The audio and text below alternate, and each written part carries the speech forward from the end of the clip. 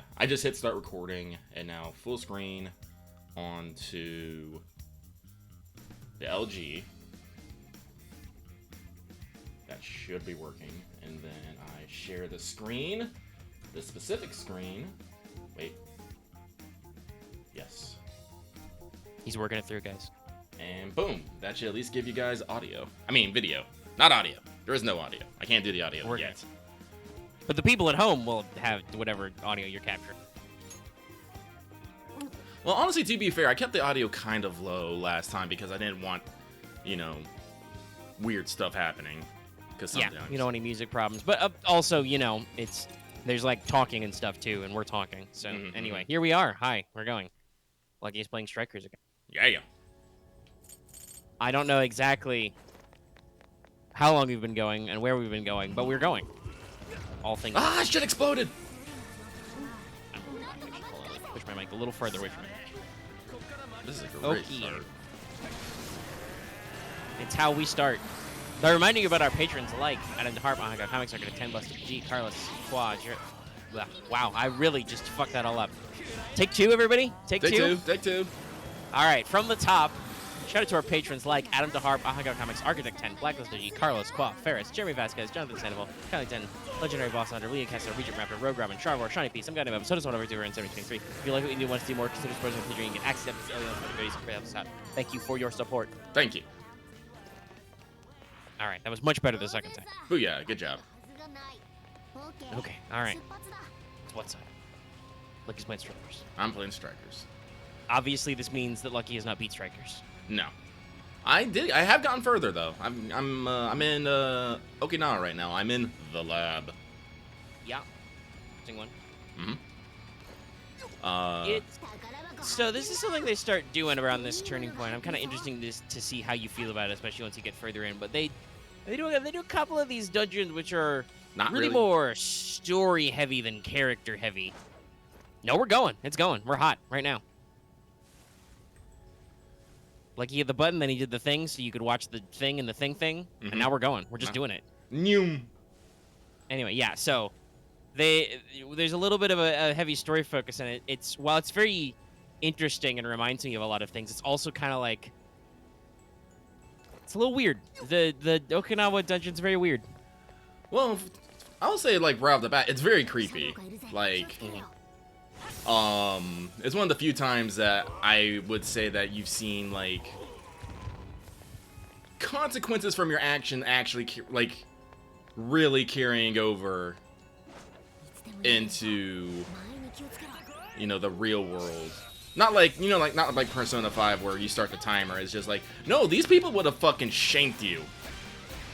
No, you're gonna get fucking, like, island sacrificed. Yeah. So, and, you know, just all that was, you know, super interesting. But to be fair, like, I'm kind of digging it. Well, like I said, I'm not done with it, so I can't, like, fully say, like, one way or another. But like I said last time, like, this game is definitely more of an action RPG than it is, you know, a true blue Muso. And so having this kind of dungeon that's definitely less open, more, you know, about finding the interesting little story bits. It's like, I dig it. It's not something that I want constantly, because I do like, you know, my, you know, how the other dungeons are set up, you know, Shibuya, Sendai, Sapporo, all S's. That's why I was hella fucking confused the other day. It's like, why can't I remember it? It's like, oh yeah, because they all start with S. How dare you people? But, like, something that's a little bit more tighter and maybe a bit more story and lore focused, I think is good. Because, well, I don't want to say, like, the main dungeons are light in story. I do think that, well, actually, no, I guess that's exactly it.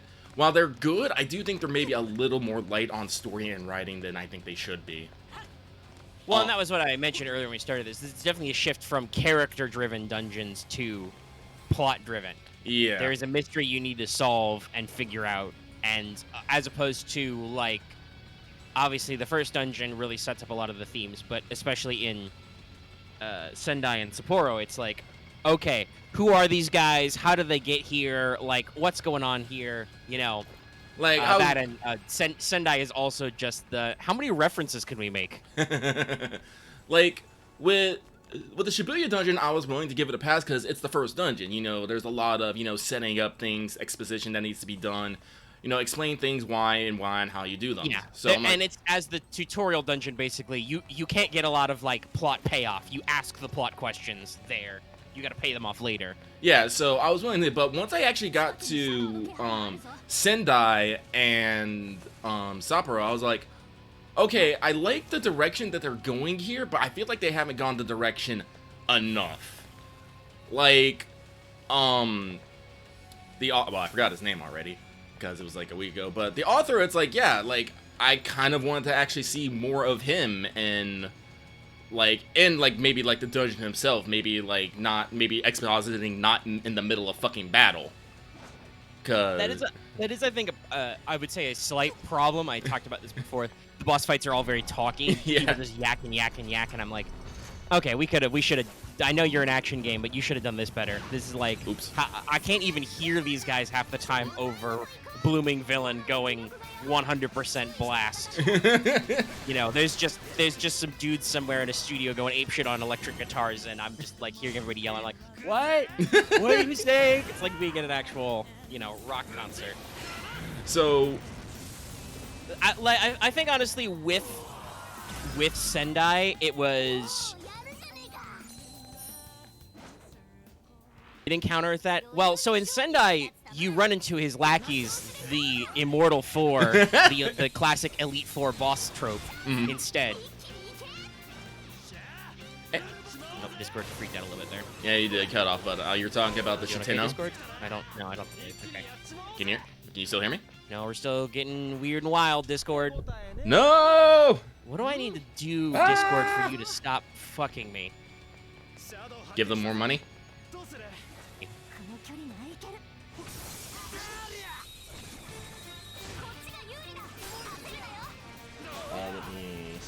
Okay, there we go. All right, I think I'm back in normal. If Axe talks about how blah blah blah, we're fine, I'm gonna punch him. Axe always says that. Yeah, well now Carlos is doing it. Carlos gets a free punch. Guys, it doesn't matter if you hear us fine. If we don't hear each other fine, we're recording. That's the point. And no, it was not good. For a second there, Lucky, you were going and you were cutting in and out. Oh no. So the audio of this will be very funny. Okay. In and out. No, I was talking about the four boss trope. Yeah. Which is heavily used in Sendai, which is funny, but you are right in that it's other than establishing that is kind of. Oh gosh, I should really look up the Prince of Nightmare's actual character name. Yeah, I can't remember. But like, because here's something. I remember Mariko Hyodo, Mari-san. I really like again, this is one of the things, like, I really like the Sapporo storyline, but it's just too light. Also, it was also easily seen a mile fucking way. Yeah, I mean, I think with Sapporo, what they were going for was they played very heavily on not revealing Mariko's like shadow form and not engaging with her at all, so you could like more gently explore it. Like you could still ask the questions of like, is she good? Is she bad? What is going on here? You know, but that is definitely something I think in the second two dungeons, because that's the thing with Alice was you get pinched by her right away. Like you join her squad, then you get sucked into the metaverse and she locks you up, so you get to meet her and interact with her shadow. Now, at the same time, that kind of colors your reactions, so you get that kind of, like, back and forth, I think we talked about, where it's like, wow, Alice seems really fucked up, and then Ann is like, but is she, though? I mean, like, I thought she was cool, and then you go to the show, and you're like, wow, yeah, no, she's totally got some problems, and then you do the whole thing, and you're like, okay, so there's some trauma stemming from this, but this is still fucked up, we should stop her. I would say Sendai is definitely much more commentary about his writing. Natsume, okay. Ango Natsume. Ango Natsume. I had to include Persona in the Google search because apparently there's actually a book called Prince of Nightmares published in 2016. No idea how the localization team got away with that one. That and also, I actually want to know if that was the full OG title. Who knows? Actually, I feel like Ongo's is actually a fucking actual author, though. I don't know if Ongo Natsume is, but I feel like Ongo is. They might have taken a famous name there. But, no, what I was going to say was that, like, the problem with Prince of Nightmares is that it's a generic schlock isekai light novel. It doesn't have nearly enough punctuation or subtitles in it. That's what it was. It was Ongo Sakaguchi. I knew there was a Japanese author by the name of Ongo. It should be like something like, I was a salaryman and then I got sucked into another world and became the Prince of Nightmares. That's what the actual title would be in Japanese. I don't know if the Persona team or the localization team trimmed that down, but yeah, that's not a real light novel name. But no, like I think Sendai is aesthetically very interesting, but they do miss some opportunities. That said, that actual boss fight is hilarious. Oh. How'd you love it? The man goes golden Frieza. Oh man, he goes golden and then he does that fucking pose. I'm like, I fucking love that pose. Yes, he does the pose. He turns into a dragon even though it never helps. It's Prince of Nightmares though, Axe. It has nothing to do with Prince of Darkness. Also, the Prince of Darkness is Satan. I mean, come on. Not everything is a weird anime reference. I was dumb. I forgot this was a hacking minigame. Hacking? Shout out, I'm glad they actually gave Futaba a role. Even if it is... they did a good job because navigating isn't as important. Also, it gives her a reason to do stuff. That said, I really wish they had done the other thing and made her playable, like they did with Rise in the sequel to... Maybe Damn, maybe they are time. fucking... Do I have any? Yeah, I do. Hang on. That said, I do... There's a lot of out-of-metaverse stuff in Sendai and Sapporo that become relevant later. There's a lot of character building. It is very interesting, though. Like, on the one hand, I really like... and slight spoilers, I guess. But I really like how in those first 3 dungeons, they really play up the character foil tropes, right? Oh, yeah.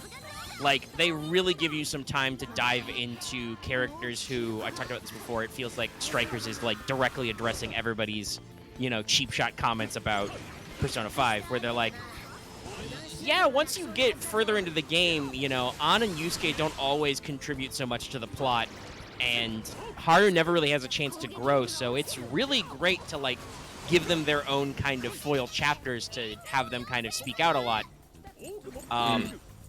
That, unfortunately, kind of, like, the very direct parallels and direct connection to other people's character arcs definitely starts to roll back more and more as the game goes on. Well, yeah, like, I kind of feel like I was kind of wondering, like, when we got to Kyoto, I was wondering if there was going to be a sudden jail and we're going to have to deal with, this whole thing that's going on with Akane and Zenkichi. No, we just spend the night there and we move on, it turns out. But there was we are still building characters. Yeah, and character parallels. Yeah, because that was the thing. It's like Makoto had a great moment with both Zenkichi and Akane, like that whole family of a girl coming from a cop family talking to the father and a daughter of a cop family. I'm like, no, that was some powerful shit. And I was like, ooh. Yeah, and we're building out Zenkichi's character arc. But what I want to say is, in my opinion, the game definitely starts to get like, it starts to build plot steam right about the Okinawa level, and then starts much more focusing on plot-related stuff. Yeah, and you still got, like, well, I guess, like, half the cast I still to go. That said, I do want to shout out the Okinawa dungeon for adding the greatest mechanic. What? Ambushing through windows. Yeah, no, I love it. Just seeing it, you just crash through, and you're just like, fuck this! No, it's great. Yeah, the first time you get to it, you come to basically a wall, and you're like, well, what am I supposed to do here? And then you see that the windows light up in third eye, and you're like, okay. And then they do it the perfect naturally learning way. There's always a shadow right behind that first set of windows, and it's like, ambush? And I'm like, yes. And then you fucking Joker your way through the window and grab this guy's face. No, it's great. So, yeah, and I'll be interested to hear kind of how you go through the stuff further. You've already met some interesting supporting characters. You met the Medici CEO, who looks like fucking Tony Stark. No, Kuwan's my favorite, though. She is just so high energy. Ichinose is an interesting character, yeah. Now I'm pretty sure she's a bad guy by the way you say that. Well, it's funny how they give... You know she's important because she's got a fucking sprite, right? Well, yeah. She's a recurring character, so they will do more with her, I will say. Mm-hmm. And I want to say, it's kind of interesting how... I was thinking about how to broach it in the timeline, but I'm like, no, if you saw Tony Stark, you know that she comes back in that meeting and is like, so y'all are the Phantom Thieves, right? Because that's the end of that discussion, because Ryuji once again blows it. He does not have a quiet filter. No, he's trying. Ryuji tries a lot in Strikers. It just doesn't always work. But yeah, that's why I kind of trailed off there, because I was like, wait, did that happen yet? Yes, that happened. It's been a while since I played the game. I still haven't beat all the bonus post-game content yet. I've knocked out a few of the fights and stuff, but I'm still working on it. So yeah, I was like trying to remember my pacing and stuff. But yeah, Strikers. I'm sure we'll get our big boy plot dump at some point. But this is it's interesting that you're at that point, because like I said, I really feel like Okinawa is both a literal and a structural middle point. Can I heal Futaba, please? Hey, oh, that's right. I actually have to click it. I'm done. Yeah, you gotta aim at her. I do appreciate though that is actually a thing you can do. She's standing right there. If you use like AoE heals, it affects her too. Also, Futaba's got some great line reads. Yeah, actually, this is something I've noticed. Like, I think Futaba's localized lines are actually better than her Japanese lines. It's so you're noticing a difference? Oh yeah, no. Like, is it, because I still haven't listened to the game in Japanese audio, is it textual or is it in like performance? No, it's textual. Okay. With performance, you can tell when Futaba's, making the jokes, talking the cracks, being a memer.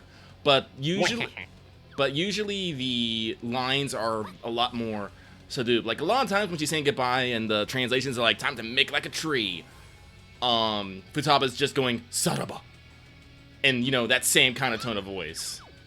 So, yeah, so the actual literal Japanese is normal, but Futaba is not speaking like a normal functional human being. Yeah, no, she's talking like, and her inflection's like full-on nerd, but what she's saying is a lot more tame. But yeah, well, I would say Saraba isn't, standard Japanese, but it's not, probably the right way to say it is she talks like an anime character. Yeah. She's talking dramatically like she's on TV. Mm-hmm. Which is...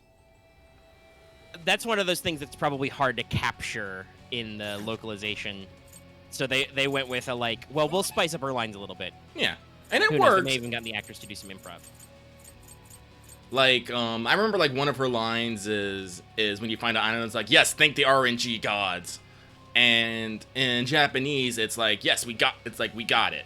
Or something like that. So I was like, Yeah, no, in English, the delivery on that is great. The RNG gods smile upon us. Yeah. I'm like, that's a very Futaba thing to say, yes. Mm-hmm. It's really interesting. You'll have to hear the actual English dialogue for this at some point. It's a really good dub. Oh, yeah, no, I believe it. Like I said, but there's still I'll have to, once you've completed the game and I can talk about everything, there's a scene that if you don't go back and do it in English, I'll have to show you the English version, because like I said, the delivery of a very particular scene still gives me fucking chills every time. Oh. But yeah, so Strikers is progressing. By the way, that does mean I haven't started Royal back again yet. Like I said, I want to complete the Strikers extra stuff and be all the way through with that, so I can say I'm quote-unquote done before I go back. And I've been busy with other stuff this week, like OQ. Yeah, no. Which gets more and more complex every floor. I'm still clearing... I can go to floor 4 now, but I'm still clearing many random paths in floor 3. Because it's funny. It's a very funny floor. Yes, I have had a dance-off for the snake, but we'll talk about that more. Everybody has loved that one, by the way. I've seen multiple people talking about the snake dance-off. It's great.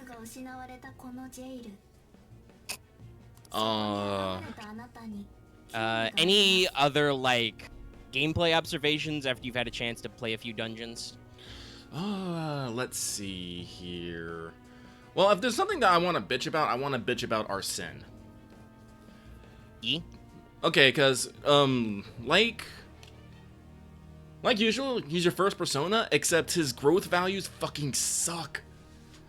Which bugs me because I'm trying to keep him as long as I can because he has a fuck ton of skills.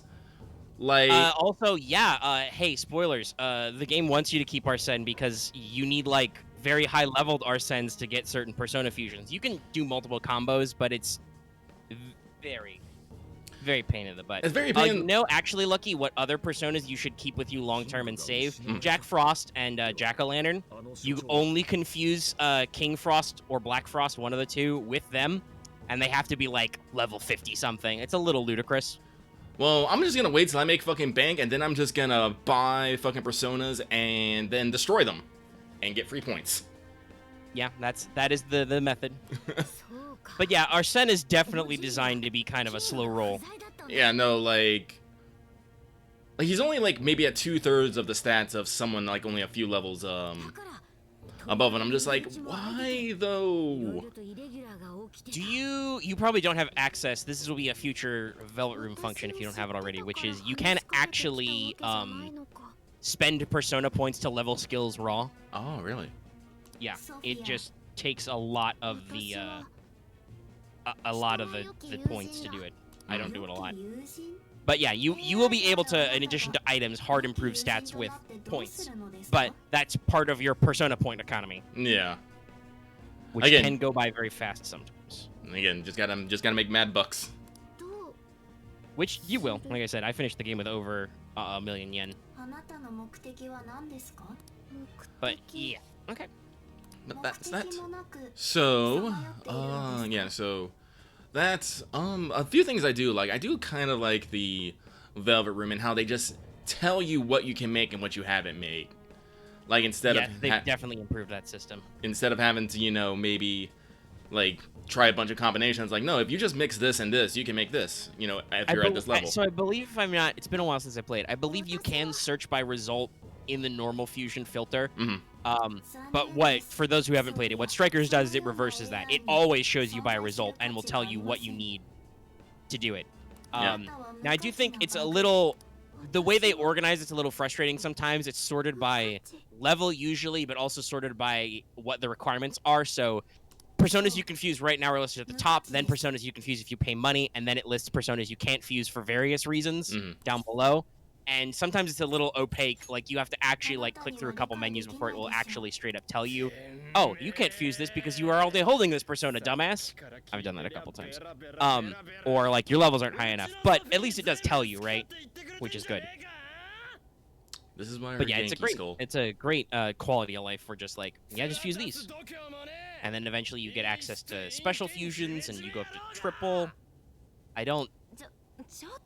Damn, I'm reasonably certain I don't remember Lavenza telling me that we can do quadruple or 5 times, but I might be wrong. Nah, I just unlocked the 3s, so like that's usually a function of the Velvet Room, but I don't actually remember if they go that ham with it.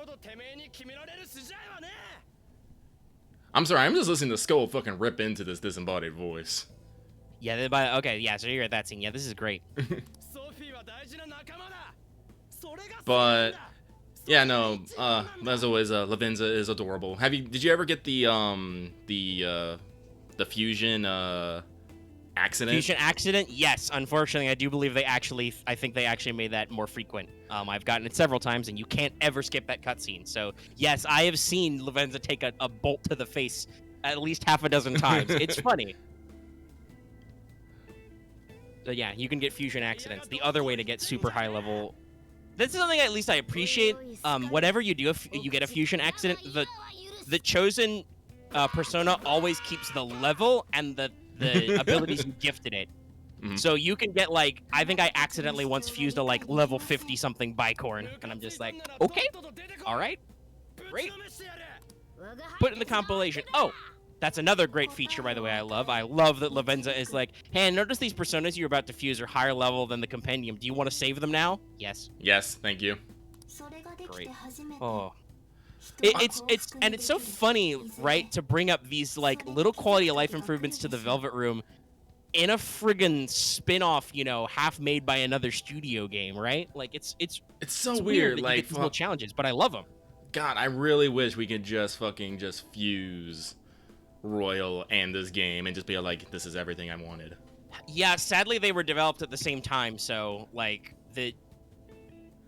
honestly, especially since I do think Strikers is actually reviewing and selling very well, I would not be shocked if whenever Atlas decides to do Persona 6, right, that or if they do a big remaster re-release of Persona 3, for instance, because we've been talking about that. You can't get like P3 Fez or P3 Portable anywhere these days. Well, actually, yeah, no, that's actually been going through the grapevine, because I think this year is the 25th anniversary of Persona, I believe. Ooh, that's a good day for an announcement. And whether it's 6 or whether it's we're you know, and they did was it last year or was it 2 years ago they released Golden on Steam? It was last year. But they have said that there's supposed to be big Persona news coming this year. So a lot of people are wondering if we're getting that P3 re-release / remaster, or we're getting a P6 announcement. I would not be shocked if it was both, because Persona games tend to be on the hopper for a long time, right? Mm-hmm. Not only was P5 like super delayed, but also like it still took them a long time even with normal dev. So I wouldn't be shocked if they were like, yes, hello, we've rebundled P3 because you can't get it anywhere. You can now play P3P on Steam with some like quality of life improvements, HDified or whatever. Also, we're making Persona 6. Duh. Bye. Bye. Here's the color palette and here's the plot line you're gonna look for. Bye. They just float away as a butterfly. But yeah, no, like I said, I would not be shocked if Atlas is not watching this and like learning some creative decisions, especially because, like I said, apparently P5 was considered to be an action RPG before they decided to return back to basics after the Earthquake delays. I think we said this last week. I wouldn't mind a full-blown action RPG Persona. It works. It works. I would like things to be a little bit tighter, but for a first attempt, I think this is pretty good. Yeah, I would definitely want them to go more on the action RPG elements. I think we both mentioned this. Combat doesn't feel super deep. It's not. I likened it to the Kingdom Hearts 1, honestly, because I still maintain makes me think of Kingdom Hearts, but it's not, you know, crisp, clean, like, you know, yeah. KH3, you know, wow. And I do think that the first Kingdom Hearts had a little bit more depth to its options, though sometimes you had a level there, but also KH1 had a lot weirder with the, like, picking your starting build and what order you get abilities in, so that was very RPG heavy. I don't know. I think well, if we're comparing to 1, I think this is actually deeper because we have all the Persona abilities. Like all of them, like Jesus, I don't know how. Like I know if they're taking out some personas. I mean you do, but oops, most of them just do the same thing in the same area space, but with different power levels. Yeah, so, there are a couple of unique abilities, but yeah. like. Yeah, but like I mean, in Kingdom Hearts 1, did like what was the spell to give you stats increases or do debuffs? Well, you would do Aereo for defense, but that was about it. Yeah. Well, so that's maybe more heavy on the RPG. I'm talking about like everybody in Strikers only has like 4 extra moves they can learn. Now, admittedly, you do have a lot more playable characters, which is also an improvement. It's just, I mean, what are you talking about in Kingdom Hearts? All you did was like do a 3-hit combo constantly over in Kingdom Hearts, and maybe did a special attack. Well, you can get combo pluses, so you can improve your combo string. You get aerial. Admittedly, I last played Story So Far, so that also includes, there were a bunch of extra moves in Final Mix as well. But there's actually a lot. If you haven't played Kingdom Hearts 1 in a while, there are a lot of both special triangle moves and just combo extender finishers. Like, you can really do a lot of customization to your build. And maybe that's what I'm thinking when I'm like, I don't think this is as deep. You can't really, other than... You can't customize, no. Well, you can, because this is another improvement. You can actually relearn old skills on Persona. That is true. So you can customize a little bit, but yes, it's not. But that's like not very customizable. Your move list is your move list. Right? Yeah. You only get like 4, like, well, not even 4. Sometimes they're just augments on other things. Yeah. You get a few special moves unique to each character. Like I said, at least there are a lot of different playable characters who do have their own unique mechanics. But it's not. It definitely is a first try, right? Yeah. And it's a shorter game. If they were going to stretch out this paradigm to the full, like, I'm going to put 80 to 100 hours into this game, they would need to do some work on that depth angle. But yeah, so like I said, wouldn't be opposed to an RPG. Wouldn't mind some Persona 6 news. I don't think Persona 6 is soon by any means, but you know. Well, we might get a like. I'm expecting maybe a teaser. Yeah, I mean it was a long time ago. Like I said, P5 was delayed by the big earthquake. But it did come out with a very simple teaser trailer. Yeah, that's what I'm. You are slave, want emancipation. But it was red, and it started us on this path. Yeah. So like I said, we might like get a key visual, maybe a fucking like a little teaser or shit, just maybe even just a logo. Yeah. They'll have to decide what color palette it is. Will it be green this time? Let's see. We're going from blue, blue to yellow to red. So actually, blue, yellow, red. Huh. Well, that, and I also think each color was in the order was picked specifically. P3 has that cool blue because it's a very cool blue, very somber kind of game. Very Deals chill. with a lot of heavy themes like death. Got that relaxing jazz soundtrack. P4 is that very bright yellow, the golden, the Inaba thing. It's about the truth and finding yourself, and it is actually, honestly, other than all the actual murders which happen, of which there are a few, P4 is a very positive-looking, uplifting game. It's about actually getting out there and solving your problems. And then P5 is red because it is the rebel game. It is the fuck your system. We're gonna steal some shit. Oh, shit. A theme which is greatly reinforced in Strikers because all the cops are like, man, damn, them Phantom Thieves, y'all. Them Phantom Thieves. Again, Zenkichi is great. He just channels just so much tired old man with just so many problem energy. I really dig him. I'm wondering when he's actually gonna show up because I saw that fucking dude in the OP. You can't hide him. But that is actually, it's an interesting thing. The game, you talked about it in the OP, and they weren't shy about it in trailers. I think that Zenkichi's gonna be a playable character. Yeah. But you're right. The game takes a while to get to him having an awakening scene. Yeah, because we get Sophie right off the bat. It's almost a la OGP5 when you run into Morgana. Yeah. And it's funny. I do really think she plays that Morgana role very well, which is very funny because we still have Morgana. I guess that is definitely a thing. Morgana's story arc is very complete now, though. Oh yeah, so no. It's interesting to bring in a new character to play up that vaguely understanding the new mechanics. Jails are not palaces. Yep. The Okinawa one's a really good example of how they're different. None of us speak. But, well, like I said, this game, you go into this game with basically everyone, story arc mostly complete. This is something I did find interesting about Haru's, is that she's like, oh yeah, no, I didn't think about it until I saw her, but I've just been repressing all these fucking memories. Because they kind of suck. And I'm just like, yeah, no. And I think it's a good writing cue to be like, you wonder, gee, guys, you wonder why Haru really didn't bring up a lot of her personal shit. I don't know. I think it's because her dad died, and she was really repressing a lot of that because she needs to get on with her life. She got shit to do, things to steal, thieves to be beauty. That is a very funny part about that, where Haru really starts to transform her beauty thief energy. But no, yeah, if you're past the Kyoto segment, then obviously you see, Zenkichi starting to become one of the team. He gets to drive the Phantomobile. Well, to be fair, he did it because he really fucked up, and he's like, shit. Yes, but, he's still hanging out and doing a solid. Because... And at least we do him a solid back, where we're like, oh shit, we really fucked this up. Let's save the family.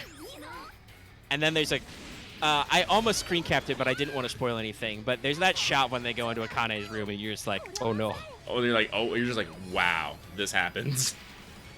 And I love how Ryuji has the most practical response of did we make this much merch?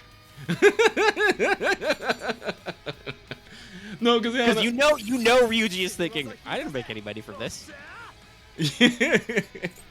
Honestly, I was thinking that. Actually, that was my first thought too. Especially when I saw she had like figures in the back. I'm like, who made those?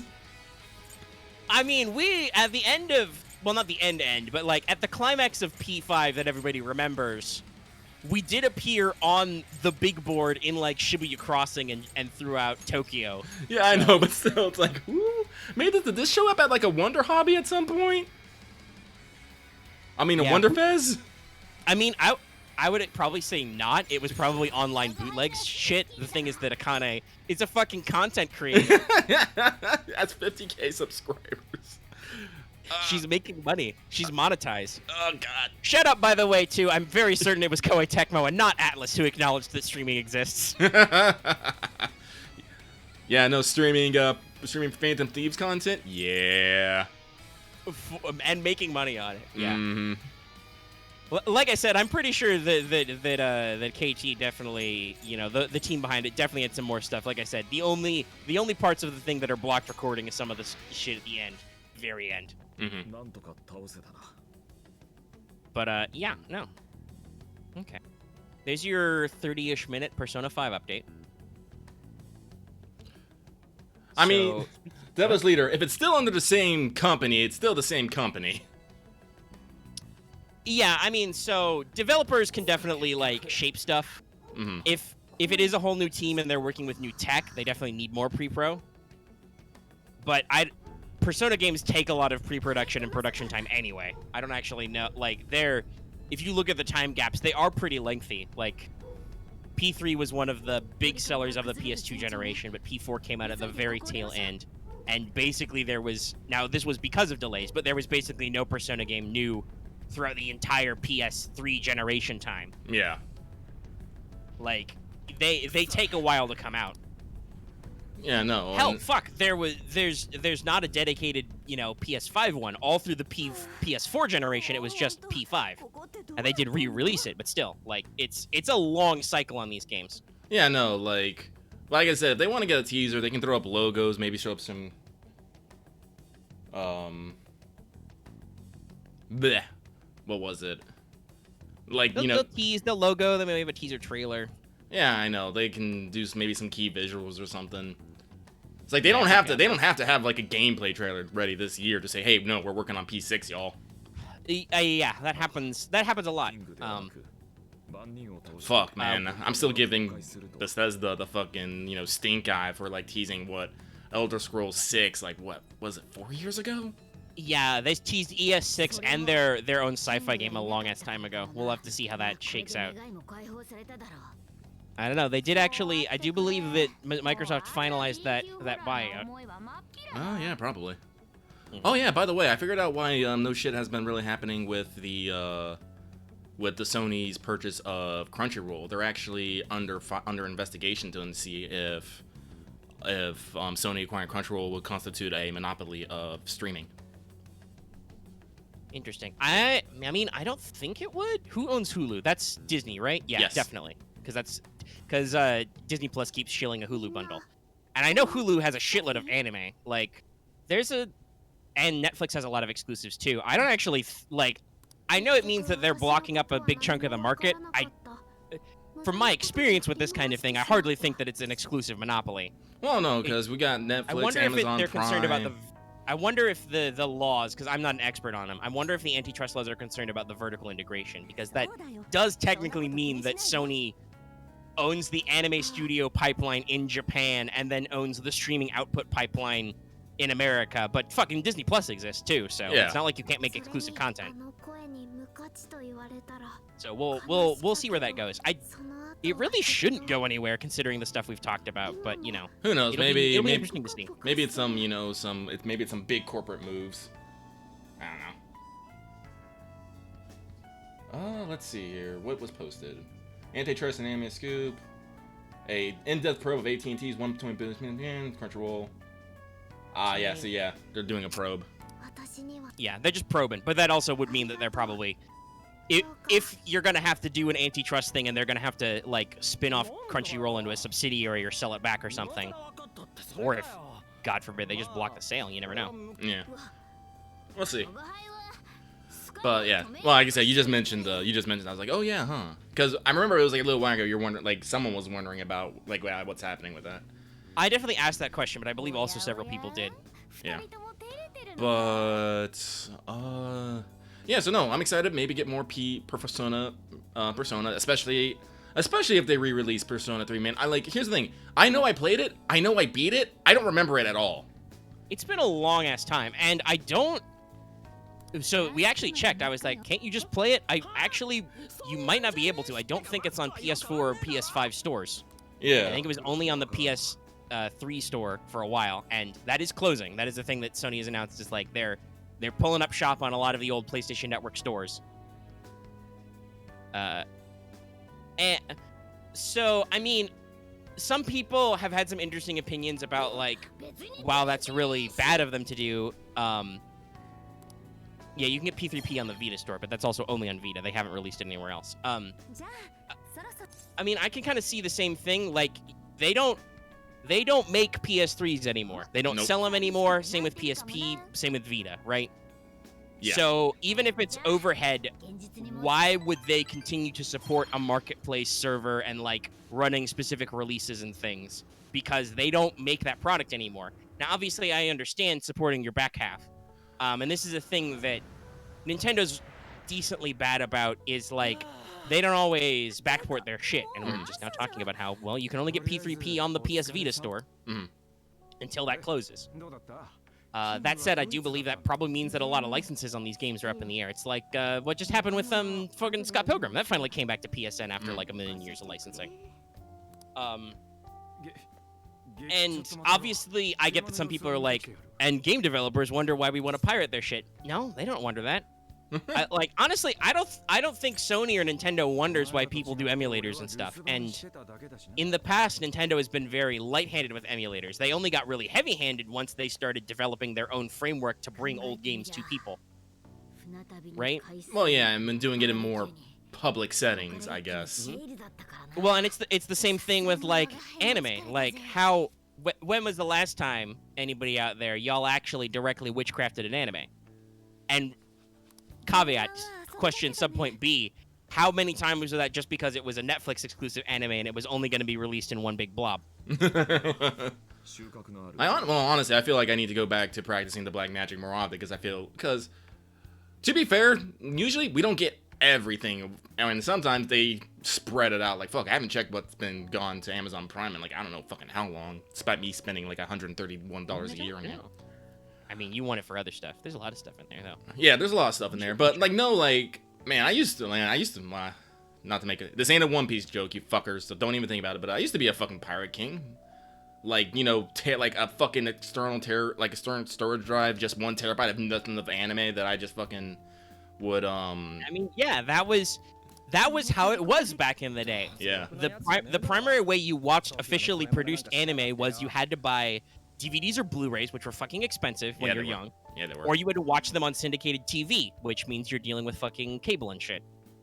You know, and admittedly, I never had a problem to stay up till 2 in the morning to watch some good shit on Adult Swim, but also sometimes I did, and that's when I used VHS tapes. That's right, kids. That's how old I am. I recorded shit on VHS tapes. DVDs existed, but it was very expensive to buy a DVD writer or a TiVo back in the day. Man, so I used VCRs. I still have some old, I guess you'd call them bootleg anime VHS tapes. Like, I think I got a couple of Inuyasha movies recorded on some VHS tapes from Adult Swim. That means with commercials and inserts. Classic Adult Swim inserts. I missed it. No, one of my prized possessions as a fucking high schooler is I recorded all 6 episodes of Fooly Cooly onto one VHS tape, and I was like, this is the best. Yeah, no, it's good. So, like, yeah, no, I don't throw stones at anybody who pirates shit, right? Like, I throw stones at people who pirate who don't need to actually pirate. Yeah, sure, but like, as a general rule, I don't throw any stones at the concept of piracy. And like, even if you could pay for stuff, there are still gaps in our infrastructure where it's like very hard to beta test certain things. Like, you know, you can rely on reviews, but demos are definitely a weird thing. How do you know for sure you want to play a game? Yeah. I still think if you enjoy something and you like it, you should fucking support somebody. But Yeah. you know, the concept of piracy, that's something I feel like maybe I just don't follow the right people anymore. It's definitely something I feel like has died out a lot. Like, God, I remember the old "you wouldn't download a car" commercials. First of all, you're wrong. I would download. Because you morons, you try to conflate Grand Theft Auto with downloading fucking pirated music and anime. You idiots. Well, Those no, two there's things aren't the same. well, no, there's still things. There's still like actions taken against like piracy and Yeah, there's still a lot of meandering. Like there's occasional, Pirate Bay or whatever goes down. Other streaming sites get hit. yeah, like Kiss Manga went down like last year. But usually, I think a lot of the action is only being taken against some of those kinds of sites is because the people who legitimately distribute them are starting to actually be like more proactive, right? Mhm. Like, I don't think it's started yet, but I know My Hero's coming back for another season. Yes. So, I still pay for Funimation. I'm sure that means that I'll be able to get all those episodes, day after simulcast. Hell, are they gonna do their simul dub again? They're still in lockdown. That might be hard. Wonder what their at-home setup is like. But like, fuck, they only do it for a select number of shows, but Funimation developed with their simul dub technology. You like get English dubs out like the week after it comes out in Japan, which is mind-boggling. Like when I was young, we were like seasons, if not like many dozens of episodes behind. Like, God, yeah, no, I think we were, like usually Japanese TV is like maybe half a year ahead of you. It's like honestly, I'm like now the more I think about it, I think it's wild, like how quickly things get turned around nowadays. Like, yeah, no, like literally, we got like Funimation for some of their products. They're doing next day subs. Yeah. Like, not even 24 hours, like 12 hours after this thing hits the waves in Japan. Boom, they've got it on their website. Well, honestly, I'm pretty sure some of them are like literally at the same release as their premiere. Like, that's what, simulcast, simuldub, simusub. True simulcasting, yeah. Yeah, it's like, no, like when this... Yeah, no, that means basically they got, their typesetters and their translators with the footage before, with the actual video beforehand. I don't know how long it takes them to translate. I really don't. But... yeah, I don't know. Let's see. If they've got the full script, which I'm sure they do, because the script will be finalized before the animation is, they can probably build a rough translation several weeks ahead of time, and then everything's digital now, so all they need to do is the animation studio in Japan to send them the final cut so they can match lip flaps and shit in the studio. Yeah, the translation part probably takes them... That's probably a day's worth of work. Like, a work day's worth of work, if not less. Because it is just a script. But you never know when you have like revisions or tech stuff.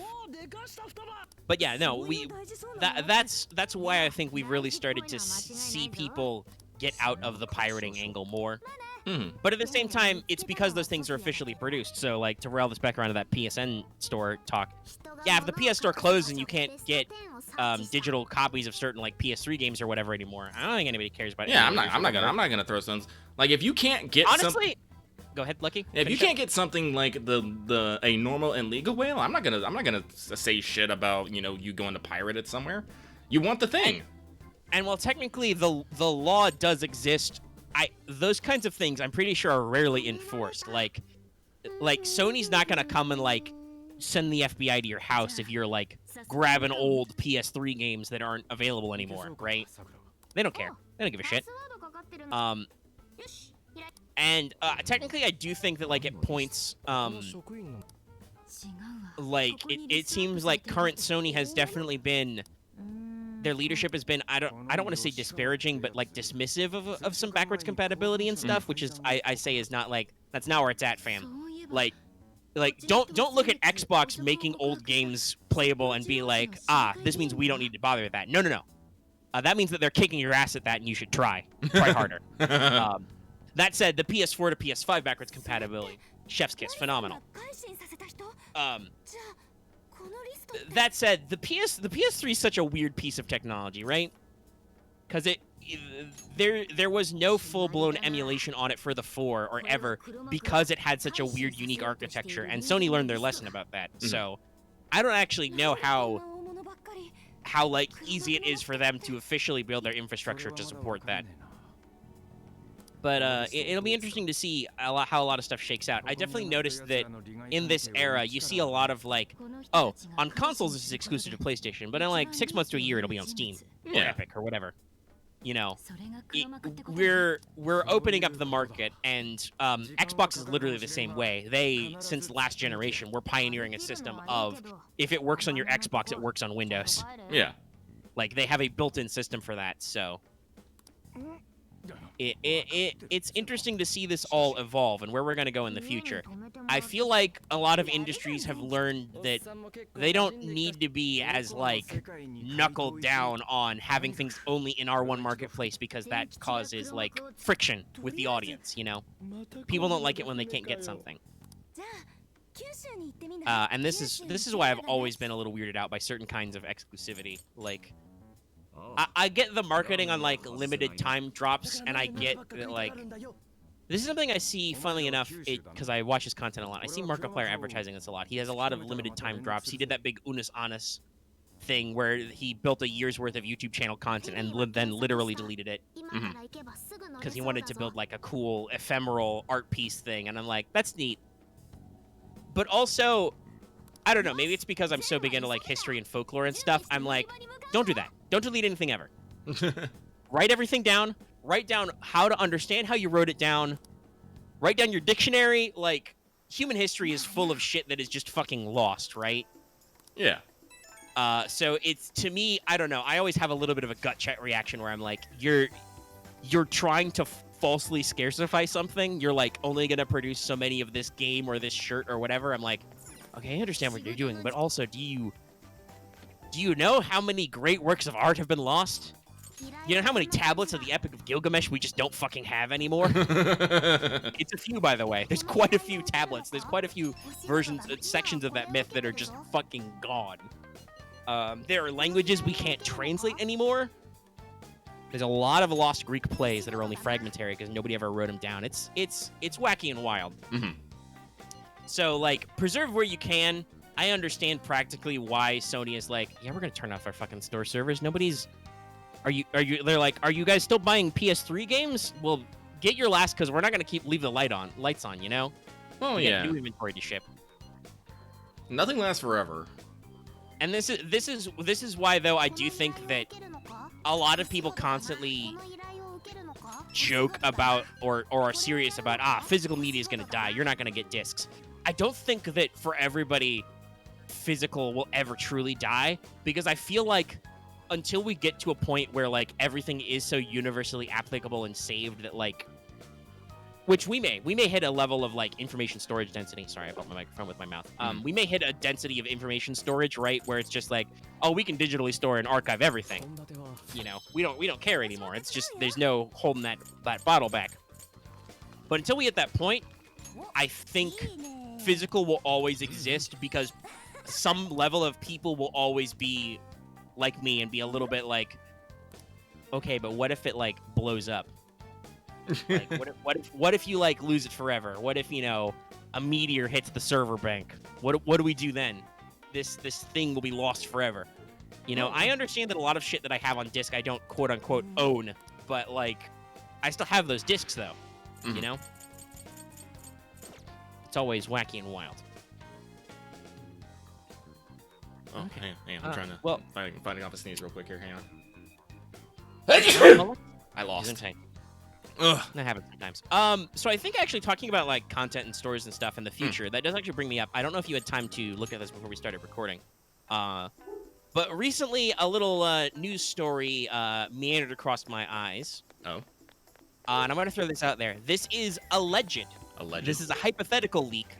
But a Redditor claimed that he got some inside info on some planned DLCs for Cyberpunk.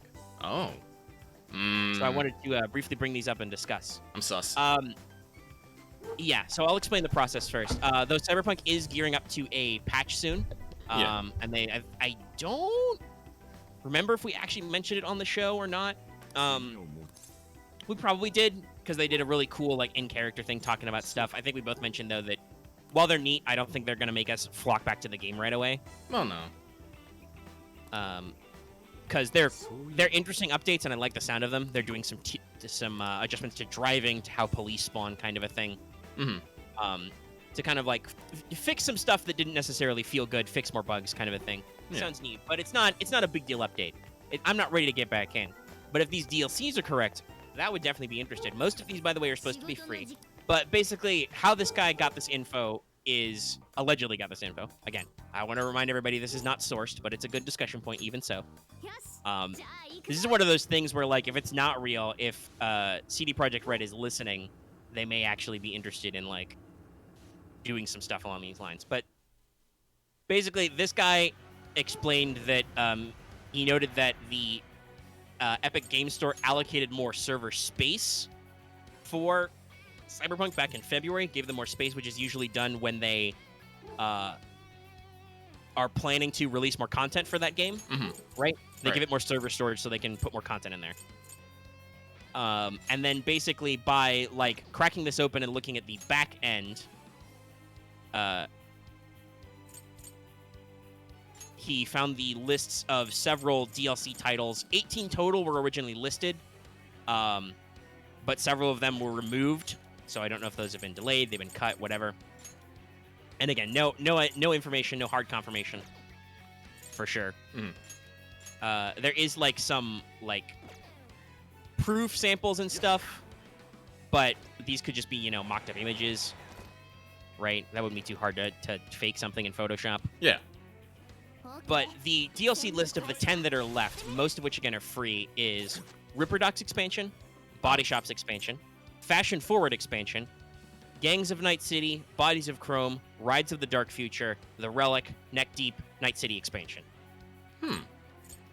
Several of these share the name with some trailers for the game as well. So it sounds like, because these would be free updates, it sounds like some of the stuff we complained about is, you know, more cyberware, more body mods, you know. I think it was even mentioned there was originally supposed to be, like, a barbershop where you could actually edit your haircut in-game.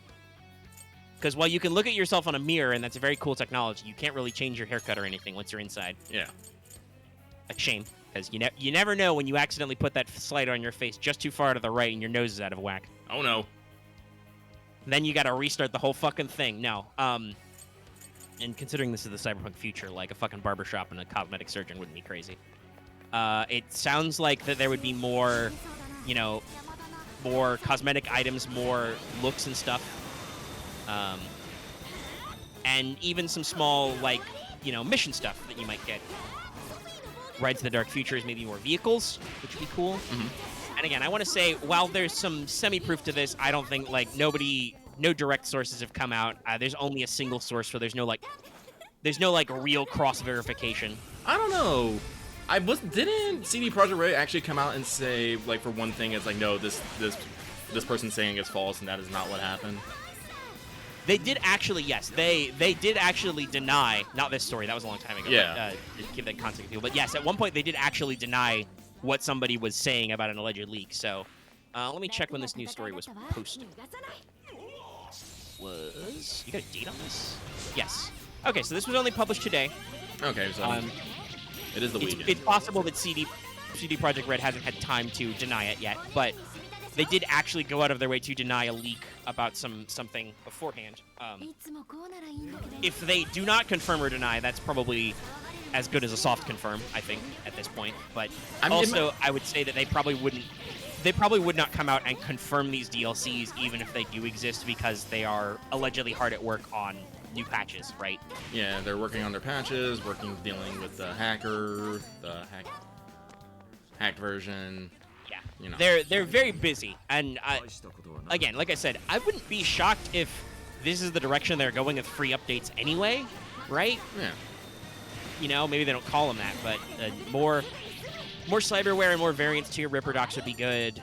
We complained a lot about not being able to edit some of your cosmetics and not really feeling like put together. So, you know, actually being able to edit your like face and hair would be good. If they add more styles to the game and add like the ability to pick your styles of like clothes and weapons, that would be cool. You know, when you craft or something. If they definitely did something a little bit different with cars, you know, that could be interesting. Because cars, the driving's actually a very robust system, and they're fine-tuning it, right? They're adding a special physics feature so that if you get stuck on something, you can roll off, you know? Yeah. Stuff like that. Which, by the way, I just want to throw this out there. No, I don't want to throw too many stones. They were obviously pressed for time. But if you're designing an open-world game with cars, number one rule, cars can't get stuck. I don't care how dumb that makes the physics. Make it so cars can get unstuck. They either need to be able to respawn or they need to be able to unstick themselves, whatever. Well, I think the part is like, because as far as I know, you can't flip a car in Cyberpunk, no matter how hard you try. No, you cannot fully flip it. You can definitely get up on something, though, and lose traction. Yeah. Which is what this feature in the patch, this is confirmed, by the way, they're working on this feature. This was in their actual patch notes. They're going to adjust the physics so that if you jiggle the sticks, you'll be able to, like, wiggle off. Force your vehicle to roll over the hump and get wheels on the ground again. Yeah. And I do believe technically if you request your car again after that, you can actually still get it if it's a car you own. They just charge you a fucking tow fee, like animals. I'm like, it's not my fault I got stuck on a barrier. Or is it? Yeah, sometimes it was. At least once it wasn't my fucking fault, though, when I drove my motorcycle into a dead-end drop that you could apparently do, and I was just like, CD Projekt Red, why is this gap in the overpass here? There's literally no way to climb out. Why did you build this space? Don't do that. That's the thing. I don't want to throw any specific stones at CD Projekt, though. That's the thing a lot of open-world games, unfortunately, do, where they're like, oh, we've got some negative space here. We'll just color that in. Nobody will ever go here, and it's like... But I went there. Well, you put this at the bottom of a hill, and I drove a motorcycle at a bajillion miles an hour out here, and I've landed in this spot, so, yeah, I'm here now. What are we going to do? Makes me think of the time I've accidentally flown off a bridge and landed in the middle of the junkyard with no roads for a good while. That was very bumpy. That is the thing that happens, yes. It's a little annoying. The junkyard's hard to traverse. It's a cool zone, but also, why? You've hurt me.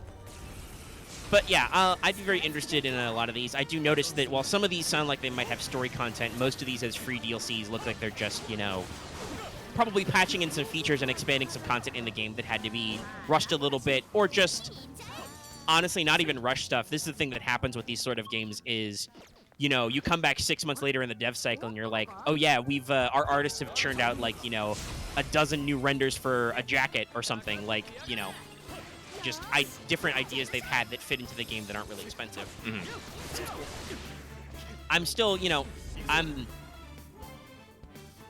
So I got a little spicy with somebody in Discord earlier because I objected strongly to all forms of verbiage they used. What?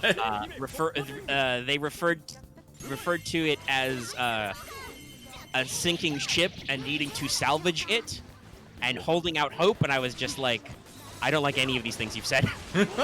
I object to all of them. For CD Projekt Red? With Cyberpunk?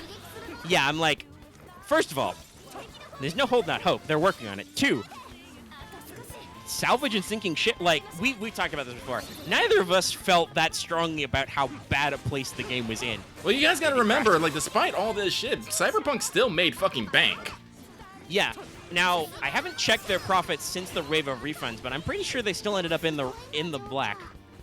You know, yes, their workflow was delayed by that horrible hacking incident that is definitely horrible. Every single person listening now, if you think to yourself, CD Projekt Red deserve it, please close the YouTube video right now. If you've given us money, we'll give it to you back. Leave our Discord server. Never talk to me again.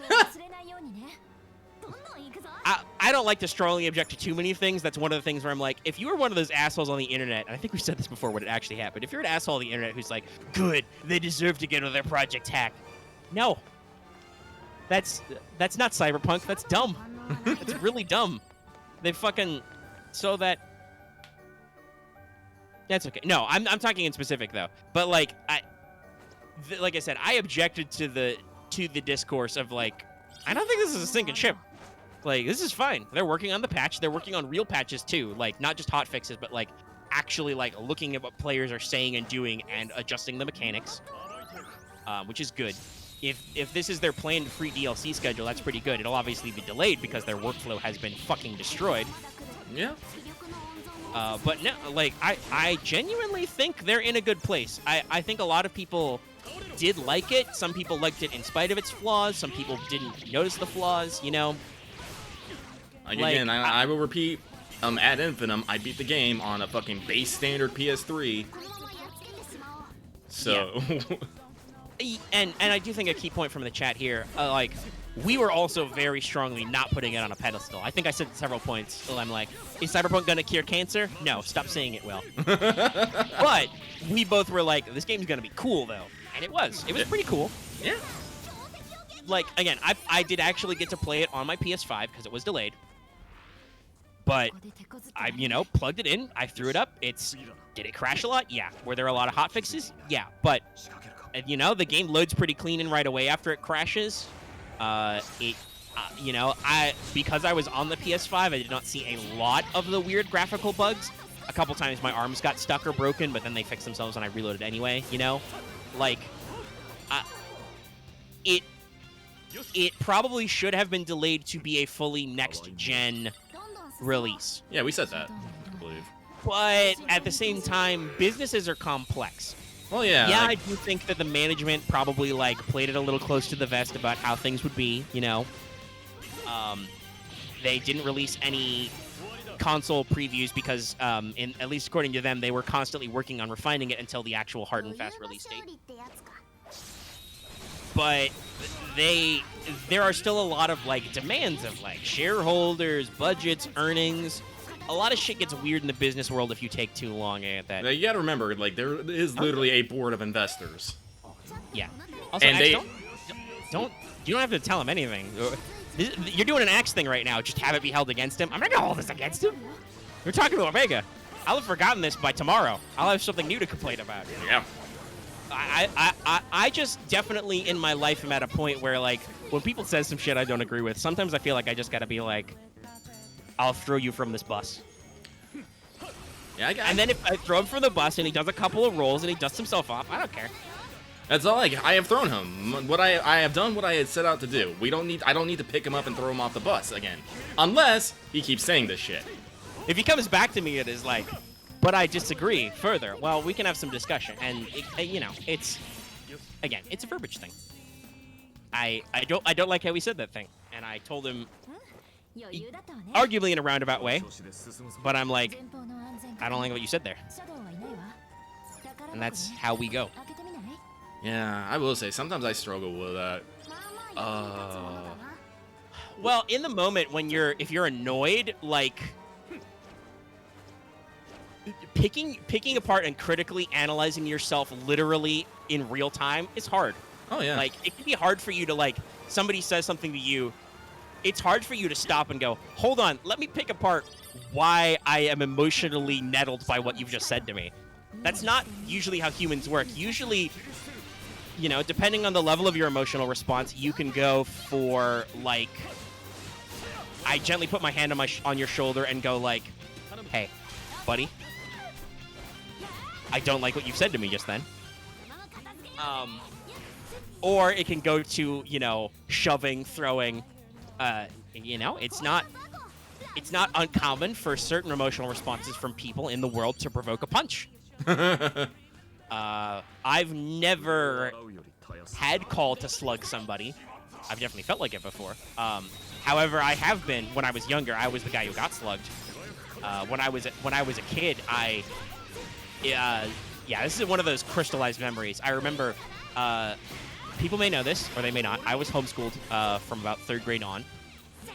Yeah, I definitely talked about this recently, I think, talking about Monster Hearts, where I'm like, yeah, guys, I don't actually know what high school was like. I only know what TV was like. But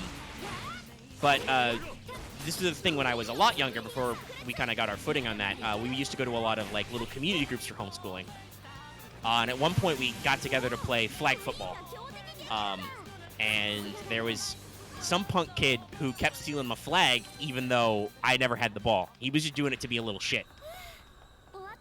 So after the game, I did what any red-blooded male would do, which is I grabbed this squirt who's about a head shorter than me by the scruff of his shirt, and I, growled at him. You kept stealing my flag. Well, he does what any other red-blooded young man would do. We were, I think, about, like, I would have been like 10 or 11 at the time. And he just clocked me right in the jaw. And it worked great for him. I let him go. I cried a little bit. I was just bamboozled, poleaxed. But that's what happens in real human interactions sometimes. Like, thinking about it now, I'm like, yeah, I remember that very vividly, but I'm not really mad or upset at that kid for punching me. Like, it was an adequate response. I was in his face. I was annoyed, and I was physically threatening him. So like so that's what I'm talking about, right? With this hard and fast, you can't always like step back and emotionally analyze like what's going on. But and it is, if people ask what's up, it's definitely good to be like, okay, let me explain to you why. Which is why I wanted to mention this on the show, because we were talking about the cyberpunks. Yeah, no, like I have those gut check reactions sometimes, and sometimes like this is what I'm talking about. Sometimes I'll be like, nope, I'm not gonna say anything. I'll let it go. And other times I'm like, all right, it's time for me to fire in hot, y'all.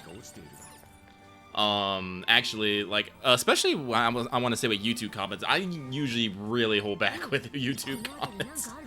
Oh. Yes, I also try not to engage in comments. Like, occasionally people will say stuff or they'll bring up stuff when I feel like I gotta, like, get in there. I'm gonna call this person out because I fucking feel like it. Because I am a vindictive little shit. But speaking of YouTube comments, last week when we did this show, I was checking the comments, I think it was on Monday. It's probably Monday. And somebody left a comment that says, and the opening line was, so clearly neither one of you have beat Royal. And I'm just all like, wait a fucking goddamn minute here. And I was typing the most spicy reply.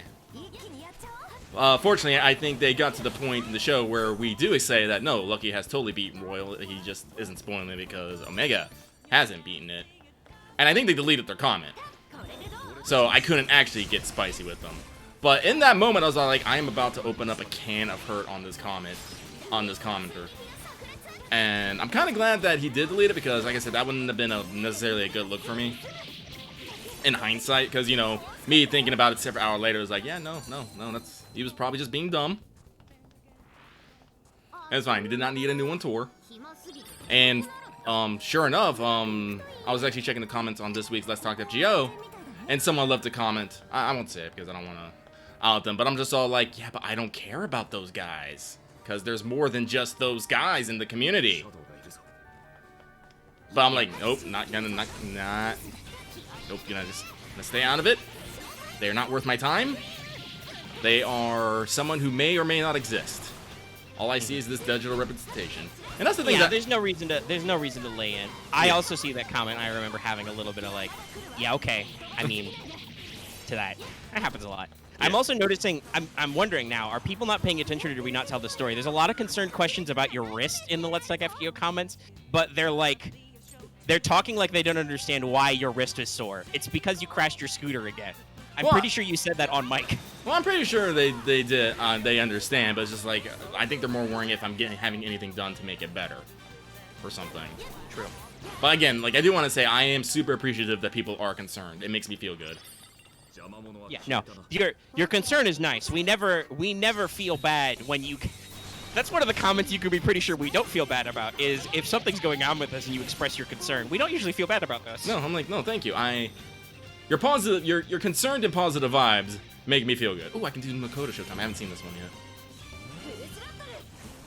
It's a thing. It happens. She's gonna spin real fast.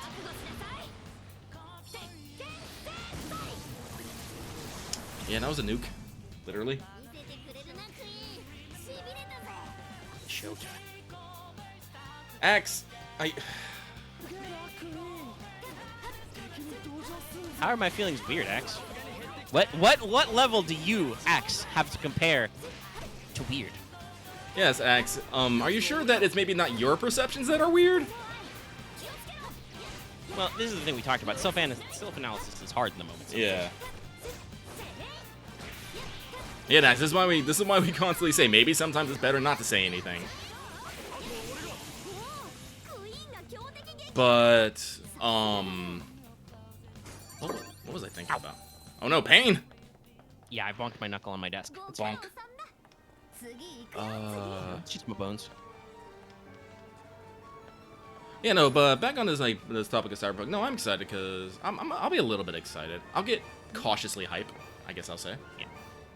No, and I understand why they haven't been, because their workflow again has been super disrupted. But I have been waiting for, like, give me your hard and fast news. I'm excited for what's more to come with Cyberpunk, because I think we talked about this. They got a good 90% of the way there. I'm really interested to see what their next level, when they have some time to let it breathe and let it be out in the world, that they're going to move on to. Well, and I'll say this, Axe, now that you've rephrased that a little, like, how you express concerns towards people is not always the standard way, and sometimes, like, a lot of the time you express concern with, like we're acting out, or our emotional states are of concern, when me and Lucky, being very much adults in terms of chronology anyway, as I, order instant ramen for myself and buy more card binders. But, I think for the most part, we're pretty functional in our emotional states. Otherwise, we would not be able to have done a YouTube channel for several years, et cetera, et cetera. It's more like I would say it's more like our reactions to certain events, not just our, like, general emotional mood setting, and our, usually our fiscal and physical health that we think we have legitimate concerns about. God, do you remember the episode I did when I was, like, fucking exhausted from, like, putting up siding all day? You were dead. I was great that episode. And I do believe several people were like, Omega, are you okay? Are you alive? I'm like, yes, I'm fine. I was just super tired. The hard it's... rain becomes the mainly ranting about stuff that always leaving protect his backpack himself. Like he's unpacking things. Kramer. Yeah. Yes. Well, that is a mood melt. Oh God, what? Oh. Somebody just clipped out a bit from one of the daily comments / melts, and I'm like, nah, that is correct. That's the thing. That is mood. That's just melt drifting through the void. Possibly playing Shooting Stars. But no, there's definitely some moments where you gotta be like, and sometimes you gotta check your own hot takes, and sometimes I feel like people need their hot takes checked. This is something I've talked about before with we both really love OSP. OSP is great. There are times when either in videos or like on Twitter, because I do follow OSP, where I don't feel the need to like call Red out verbally, but I definitely have an internal gut check, because Red's talked about how she's somewhere in the asexual, aromantic area. And I'm not an expert on terminology. I'm not a brain doctor like Dallas. But there are times when like she talks about certain like romantic tropes or like other elements of stuff, and I just, I feel that this ain't it fam energy, or I'm just like, okay, right, I understand that you don't get this, but a lot of people do actually have experience with these kinds of feelings and understand the shorthand. It's one of those weird things where it's like, we live in a time where you truly can't build a universal experience, and honestly, you've probably never been able to build a truly universal experience. But most people understand these things. It's like if you write about eating, right? Mm. Like, most people understand being hungry, or kind of like eating good food. That's probably a decently universal element you can write to. Most people understand, like, and obviously sometimes fiction does do some weird stuff with like understanding relationships or like romantic love and how that's supposed to work. There's some societal context clues in there that definitely we can talk about how, like, it's a little weird. And this is something interesting, actually. This is an aspect I don't want to dog on Red for, because I don't know if it was like a patron thing or whatnot, but like there is actually a trope talk on romance tropes and like romance subplots, where a lot of times she's just like, I feel like there's a lot of weird shortcuts and like subtext here that I just don't get, and that I don't understand how it serves the story. And I'm like, you're correct.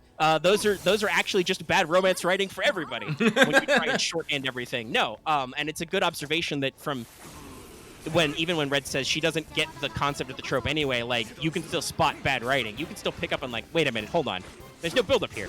You're just like doing a weird thing where you're like, I guess they have to kiss, because this is a thing some people are really bad at with writing relationships. I'm always like whenever I work towards doing relationship writing, I always have a little nugget of concern about, am I doing like good, interesting things with these characters? But that's usually the point where I try to write romantic entanglements, where I try to like understand why characters are connected and why they have energy together in a relationship of some sort, and whether or not it's a romantic one. That might make sense. Oh, wait, I'm going backwards. That said, I do think this is a good thing where like a lot of people really need to acknowledge the rediscovery of the Four Loves. I feel like that's a thing that like fell out of style for a while, and remember that like not everything is sex/romantic love. Like this is a thing for a lot of aspects with like, yes, men and women can actually be friends. You can have camaraderie between people. They don't need to want to make out.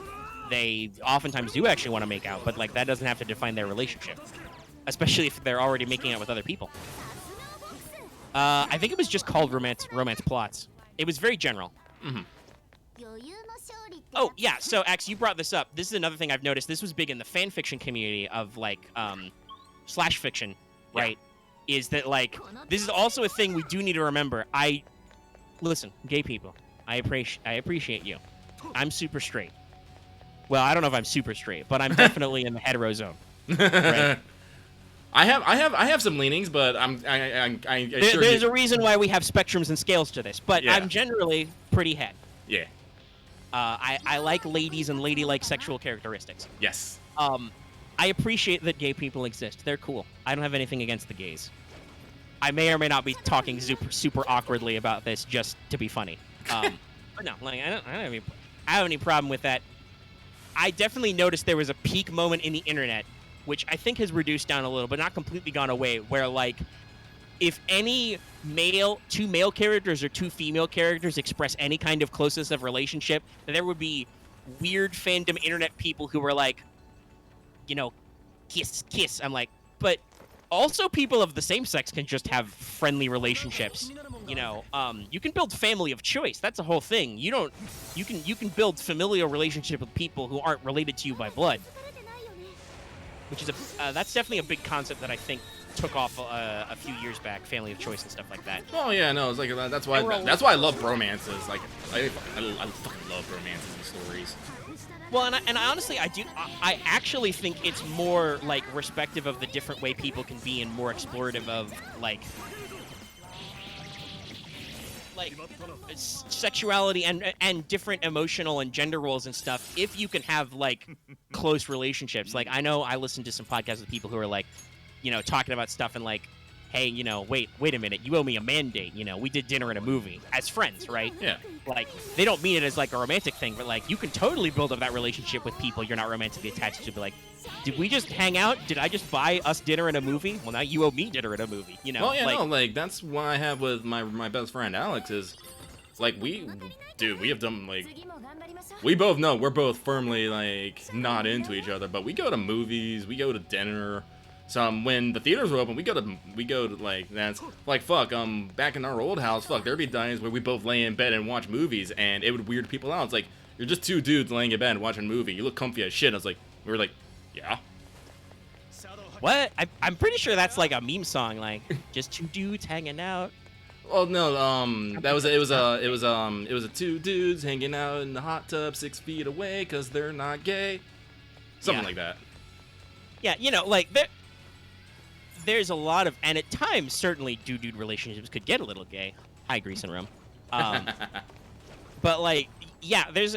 I actually, honestly, the way I've always considered it is it's the ultimate security of your personal and sexual identity. Just be like, no, I don't care if somebody's on a bed, you know, hanging out, doing stuff. Yeah. Like, you know, we're in a bedroom, and I've been in a lot of small bedrooms in my life where, even myself, where like my furniture in my rooms was usually limited to, here is my bed, and here is a singular chair I have to sit at a work desk. Like, actually, honestly, my current bedroom, not that anybody should want to come over and stay here because, you know, I live in a small suburban town and a household. You know, it's not, you know, there's not a lot to see unless you want to go out on the back dock and fish or something. But, like, I have a lot of floor space I don't use other than for pacing, but I have my full-blown, like, computer desk on the far wall with my nice office-type chair. I have, you know, a couple of bedside tables, and I have a pretty decently sized, I think it's a queen-size mattress. I got a nice big bed. But if people were going to come in here and hang out, like, hypothetically, if I was going to invite Lucky over to have a powwow, not that I would, again, there's no reason I would drag Lucky out here unless he, again, you really want to fish off the dock, but I'm pretty sure you can fish where you come from. We got good salmon up here. Yeah. But, like, the room would be limited to, okay, you can crash on my floor, you can sit in my work computer chair, or we can sit on the bed, you know? And if you want to watch the TV, I use my bed as a chair then most of the time because that's where it's angled. Because I have built up a long history of laying down watching TV, you know? That's why I fucking got a mount for my TV, so I can either turn it towards my computer desk or turn it towards my bed. It's powerful. It's super powerful. Yeah, and I've already talked, I think I mentioned this before, I'm planning when I get my second monitor in the upcoming month, I'm going to, like, set it at an angle so that when I pivot so that I sit my computer to see my TV screen, my actual, like, I could put stuff on my other monitor to be in my main periph. Because now I have to do like a full-blown, like, pull-out half-turn and complete my TV, my computer monitor in my side eye. Mm-hmm. So I could actually, like, adjust my projection to do better with workspace. But yeah, like, I've never really had a problem being in physical proximity with people. Now, I say this is just, not to give you the wrong idea. I am actually one of those people where I wouldn't say I'm full-blown that trope about I don't like to be touched, but I'm not big on physical contact. Mm-hmm. I don't mind being in proximity with people, though. Like, I'm not claustrophobic, you know. It's just I've never really been, like, you know, huggy, touchy-feely guy. Like, hugs are kind of awkward for me. I don't know. I just never really got into it. I assume that's like an upraising deep brain thing where it's like, you know, whatever in my upbringing never really taught me that, like, hugs were, like, a great daily thing, you know? Well, honestly, like I said, you've been homeschooled, and you said you've been homeschooled a lot, right? Yeah. Honestly, I didn't like being hugged before that, though. Well, like, honestly, that could be fair because one of the things about, you know, that high school life is, you know, kind of forcing you via peer pressure to start accepting certain things. Because one of the reasons I did not keep going to public school. So yeah, no, because that's what I was kind of thinking. I was all I wouldn't say I'm necessarily a physical guy, but like when someone comes up to me, you know, arms open, and it's like, oh, they're going in for the hug, and I'm just like, you know, man, woman, child, whatever. I'm like, nope, here comes the fucking hug. You can just accept it, and usually I break their back. I try to break their back. Oh, you go for the power move, like, oh, we're hugging now? Well, get ready. Yeah. I have popped many a back doing it. But it's like, yeah, I was trying to think about it. I was like, no, I'm not necessarily huggy-feely, but if someone, like, goes for a hug, I'm like, all right, that's hugging time. I was trying to think about it. I was like, yeah, no. That happened because, guess what? In fucking, you know, high school, you know, friends and whatnot, you know, you do the handshakes, you do the fucking fist bumps, you do all the thing, and you're like, yeah, no, you just get kind of acclimated, just be like, all right, this is a greeting now. Mm-hmm. And, like, I've always been, you know, handshakes, high fives. Like, I wasn't completely homeschooled. I was quite well socialized. Even while homeschooled, I, you know, had neighborhood kids. So, like, yeah, fist bumps, handshakes, high fives, do all that. I don't usually go for the grip crusher, especially because I don't think I've got, like, a super strong grip. But, you know, firm handshake, eye contact, it's important. Basic bitch, you know, job interview stuff. Honestly, my thing is probably, it's because I think I've talked about this before. I do have a very large extended family. I got a lot of brothers and sisters. I got a lot of cousins. Got some aunts and uncles.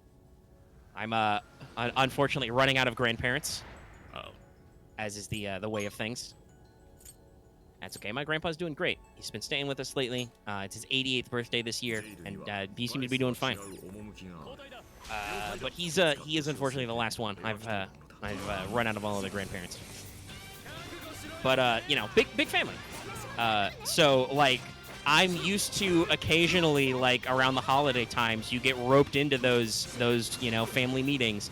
Sometimes it's a Thanksgiving, sometimes it's a Christmas, which is always a little bit awkward for me. I think I've talked about this before, but my birthday is the 29th, so That leads to a little bit of weirdness with the time spacing, and occasionally the like, hey, I know it's your birthday, but we can't really like do anything because we're away from home. You want to just go catch a movie or something? I'm like, yeah, whatever.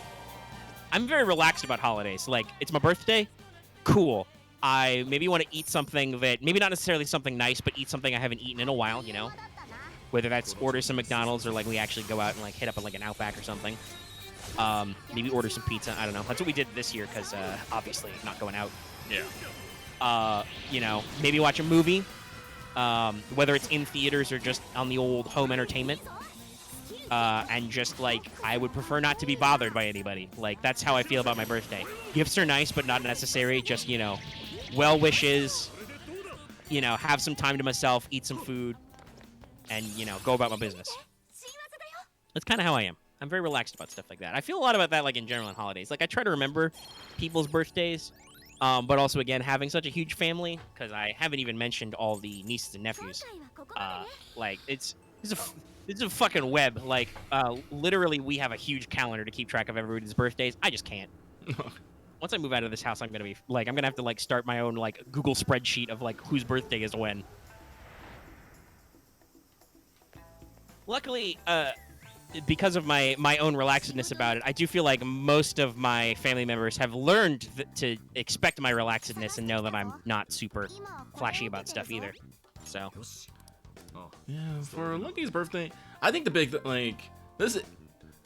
People don't know this is a big thing about Lucky. He likes to be noticed. You don't have to actually do anything; just acknowledge him in some way, form, or capacity. So I usually don't really want anything from people on my birthday. Just say, hey, happy birthday. It's like, oh, you remembered. And I'm usually okay with that. Unfortunately, I have noticed that a lot of times people, unless I am screaming it to the heavens, people don't remember. So I'm just like, oh. Well, this is the calendar thing. Yeah. I think I'm talking about this. I am one of those people, and I think a lot of people are this way, but I am bad with dates and with names if I don't use them. So having a whole year, around on birthdays it's a long time to forget something. I don't remember what days like holidays are some of the time. Like as a kid, Christmas is burned into your brain. Whether or not you celebrate Christmas, you understand what day Christmas is because nobody will shut the fuck up about it.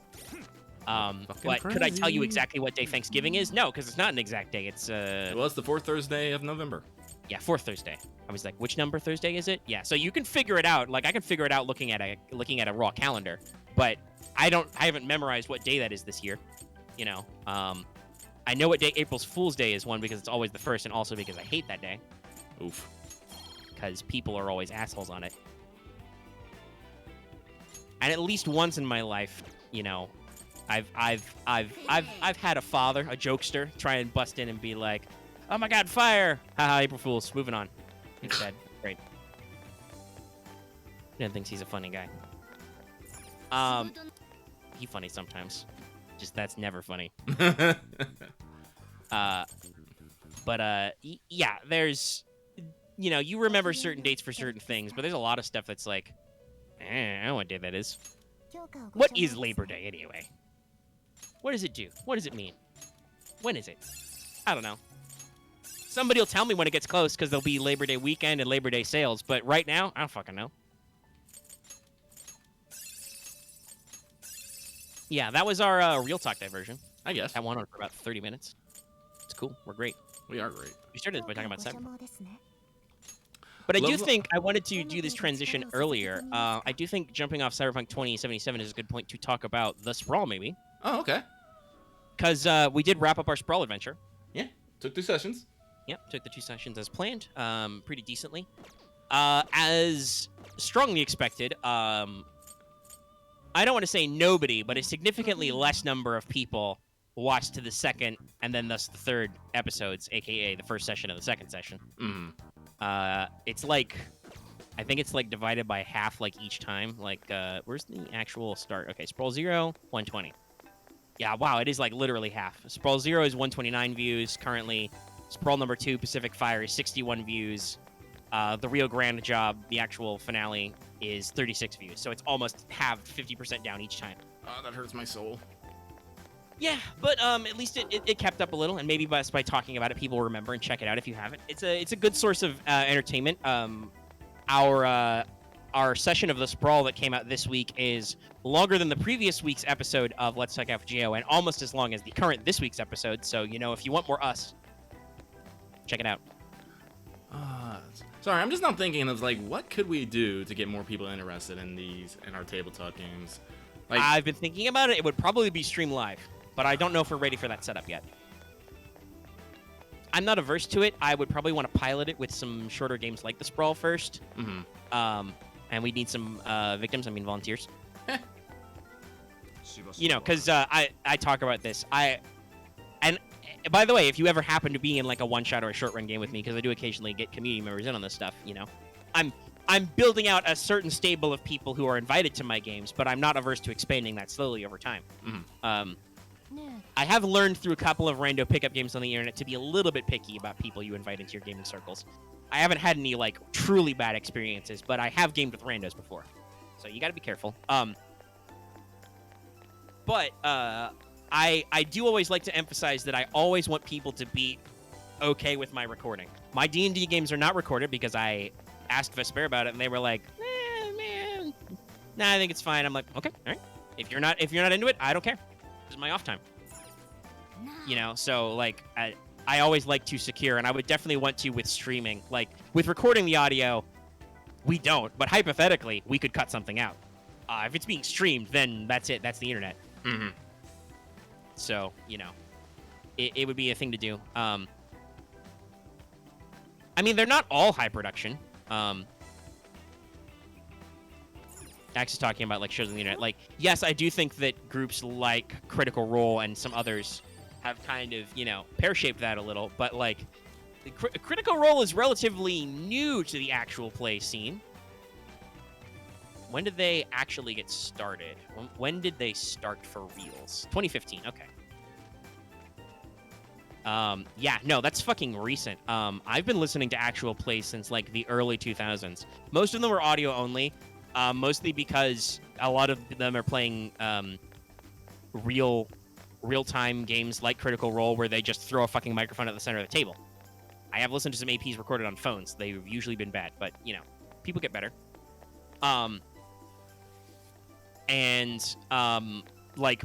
Video podcasts and stuff have also been pretty simple. Like, some people actually just film their table talk, but a lot of them are audio only with, like, visual elements. Mm-hmm. Yeah, we probably don't get picked up with the YouTube algorithm, and it's interesting what things do. Like our Session 0 of Eclipse Phase really popped, probably because a lot of people are searching for Eclipse Phase assets, and it's been around a while. I do also, I don't want to get all conspiracy theorist, but I do actually genuinely think that YouTube's algorithm has not been pushing us as hard since we got our strike. And I am hopeful that it does better. Like, Wanted Comma did super, super well for us lately. It's over 1,000 views. Comma's a very in-demand servant. Usually those Wanted videos get like 2K plus views. So obviously it's still like the first week. And there can be some cyclings, but like I also genuinely wonder if like YouTube is not serving us to people because their algorithm is like, oh, these guys still have a strike. They might be bad. Luckily they did not give us a strike when they pulled the thumbnail. I had to do another whoops, can't show that in a Christian manga edit. Wait, when? That's okay. It's funnier that way. For the one we just did now. No. Oh, God, no. Final Ascension, Comma's boobs did not pass YouTube muster. I mean, I was genuinely, when I was uploading it in the middle of the night last night. By the way, shout out to if anybody actually read my 5 a.m. tweets. But they're out there. Good old 5 a.m. brain.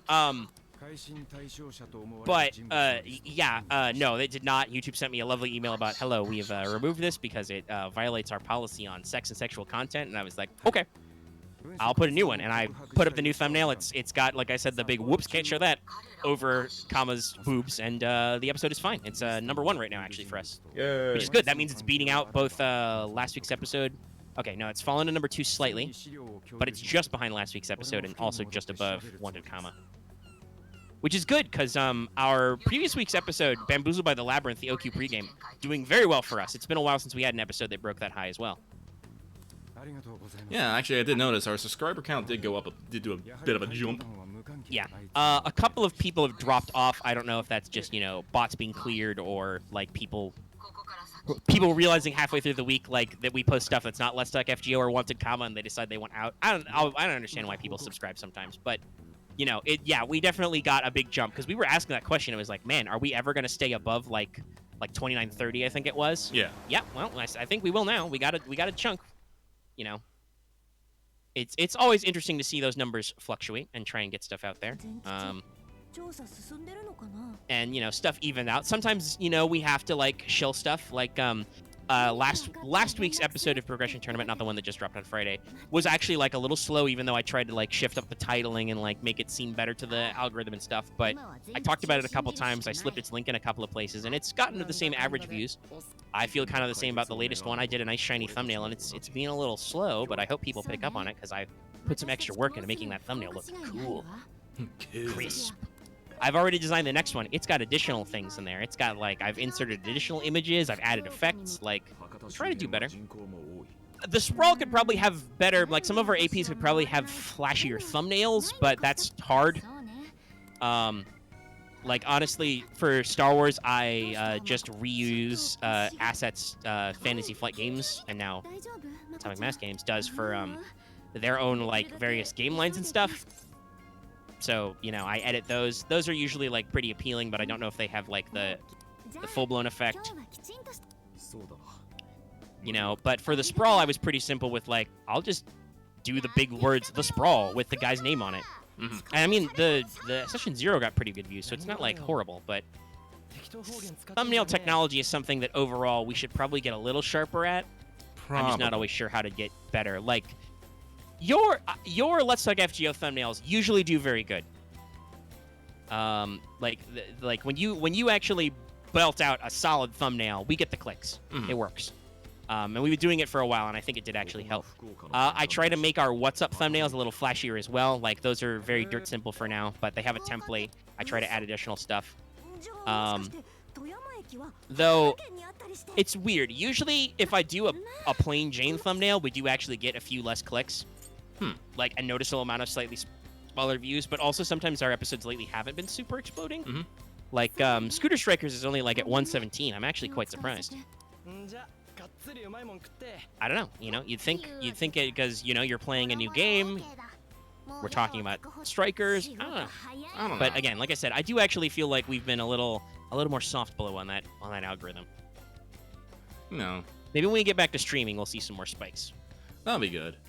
Well, we started this conversation about the Sprawl, and I did want to talk about it. I had a lot of fun. I did have a lot of fun with the Sprawl. I actually thoroughly enjoy playing Claymore. It lets me bring back those Taquet vibes that I haven't necessarily been able to get out recently playing Arama. Yes, just being able to just do things without having to think about it for 5 minutes. Yeah. For better or for worse, but I think that's, you know, what perfectly encapsulated my character. And honestly, like, I am gonna say this, I was actually a little concerned about playing with Dallas because, like, I'll never, wait, what's the best way to put this? I won't hide it. Sometimes I have issues with Dallas and how he speaks about things, talks about things, delivers his opinion, and whatnot. So, usually I'm the kind of person, like, I'm keeping one eye on Dallas, just ready to slap him if need be. And so I was a little leery about actually playing a game with him, but I was like, no, actually, I think he worked out, like, very, very well. I was like, actually, no, it was a super pleasant surprise. It's like, I enjoyed what he did with his character. He didn't, like, try to necessarily dominate any scenes and stuff. I think honestly, I think my biggest gripe is not with Dallas or even Axe, but man, I wish Marth would speak up sometimes. I know he's a quiet boy, but man, it's like Marth. Yeah, I do feel like with the way you guys planned the job, and this was by his own design, Marth's character definitely took a backseat, and unfortunately, just the way the game structured it, I had the room ready to pull in the hooks for his character specifically, but just the way the narrative flowed, I did not have that opportunity to just throw it in there, unfortunately. Well, yeah, he does type, but, like, if you haven't noticed, Marth, I don't want to necessarily say he has a speech impediment, but he sometimes takes a minute to get out what he says, and he's usually pretty quiet, so it's usually faster for him just to type it out. It's one of the reasons why I was like, I want to make sure that I recorded a thing, so when Marth actually says something, it's actually caught. So I'm like, because Marv's a good player. He's a good character. He usually has thoughts, goals, plans, and ideas. He just usually keeps quiet and let things, fall by the wayside. And there's this very bad problem that we all have at the group where Marth will be trying to say something, but he's so quiet that everyone's just, railroading over him. I'm just like, no, Marth, I want to hear what you say. No. Yeah. But yeah. And it is interesting because I have a very, not just as the GM, but also just in terms of like working with people, I have a very interesting perspective on all this. Like, I didn't phrase it that way, but I definitely like softball kicked out the idea that Dallas was thinking about joining us to you ahead of time. Just would strongly object. Because I know that you and him don't always get along. And I don't always get along with Dallas. I hang out with Dallas a lot, all things considered. Mm-hmm. But I always, sometimes you just got to be like, Dallas, just shut your face. Just shh. Yeah. Well, we have a lot of discussions in the post game with the Yu-Gi-Oh where Dallas is just like, well, you see, I think Yu-Gi-Oh's problem is that they don't do set rotation, and I'm just like, okay, Dallas, all right, it's not like that's intentional or something. He's like, no, Kazuki Takahashi and you can be wrong, and I'm like, okay, Dallas, all right. just as I gently put the plastic bag over his head, just okay, Dallas, shh, go to sleep. But like, it was one of those things like with Dallas is like, I can't. Here's the thing, you can't know whether you're right or wrong about something until you actually, get in and do the thing with the person. So yes. I was like, all right, this could go potentially wrong, and then I'm going to unleash my fucking fury, or it's going to go okay, and, we'll have a fucking good time. And we had a fucking good time. I do think my favorite moment, though, is in the game where we're in the fucking vent, Claymore is cussing up a storm in the back, we reach the opening, and the priest, as Claymore Common, goes to immediately get out, and Claymore just like, nope, grabs the priest by his robe and pulls him back in. And I was he was just like, whoop, sorry. And I was like, no, actually, I think this actually crystallizes a good amount of me and Dallas's relationship here. Sometimes is we're both kind of upfront and in the way and demanding in our way, but at times we can probably keep each other in check if need be. So it was a good balancing act, and I think it made a good character interaction. Yeah, and what I was gonna bring up was, so I interact with several of the people in the gaming group in different contexts. Obviously, you and me, Lucky, we do the show together a lot. Mm-hmm. We played games together, not just tabletop games, but video games, lots of other stuff. But with the others, with some of them, like a lot of the people in my progression, my Yu-Gi-Oh series, I grabbed from my D&D group. So at times I play D&D with like Dallas, Axe, Vesper, etc. And so that's why I'm like, now Dallas is perfectly fine. I've seen him, I've been riding shotgun while he's been playing D&D. I know what he's like. And Dallas is really good at being in character. I don't want to say you have the same, but you guys are definitely on a similar wavelength when it comes to role-playing a character. Mm-hmm. Like, you and him definitely both like to dive to the deep end and be like, okay, here's what my character is doing for my character reasons. Mm-hmm. We've talked before about Dallas's build in D&D is he started as a zealot barbarian and has multi-class to be an arcane cleric, so he is a bar pow clear whiz man. His build is very janky, but it's very in character for his character backstory and means he gets to do a lot of fun things. And also because he has the most HP out of all of us, because Dallas's luck cannot be registered on any earthly scale.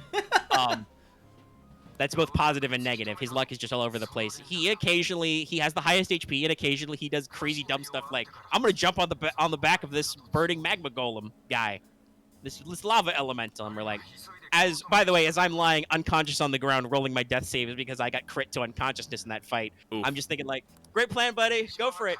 Me as the backup tank, as the paladin, just like, sounds like a great plan, my dude. It was not a great plan, but he didn't die, and he got what he wanted out of it, which was he got to jump on a magma elemental and punch it with his axes. So, he had fun. So, like, I knew that, like, for my GM style and for my gameplay, Dallas would fit in fine. I was always like, okay, well, players mesh out. Like, I know Marth knows Dallas because we do Yu-Gi-Oh! Together as well, which is actually interesting because you don't watch those at all, do you, Lucky? No, I do not. Okay, I don't mean that as a value judgment. I was just like, wait, I don't want to accidentally misspeak here. But okay, so for people who haven't watched them, one, you should, if you like me, and especially if you're watching the APs and you like hearing occasional peanut gallery comments from the likes of like Dallas and whatnot, you know, or Marth and Axe are there too, along with some others. Loth also is in our Star Wars group. He did not decide to join us for this brawl, but he will be back for Star Wars later. But that's an interesting thing because we put 7 Yahoos in a Discord room together, and only 2 of them are playing the game at a time. And depending on what's going on in the game, the peanut gallery is either like actively commenting on the game, or we're just talking about whatever. Like there are times when not a lot happens in Yu-Gi-Oh, and there are times when players can't speak. Yeah, I end my turn. Set 2 pass. Okay, my turn. Cool. I set 2 pass. Yu-Gi-Oh, everybody. That's usually how the joke goes. There's comedy. Yeah.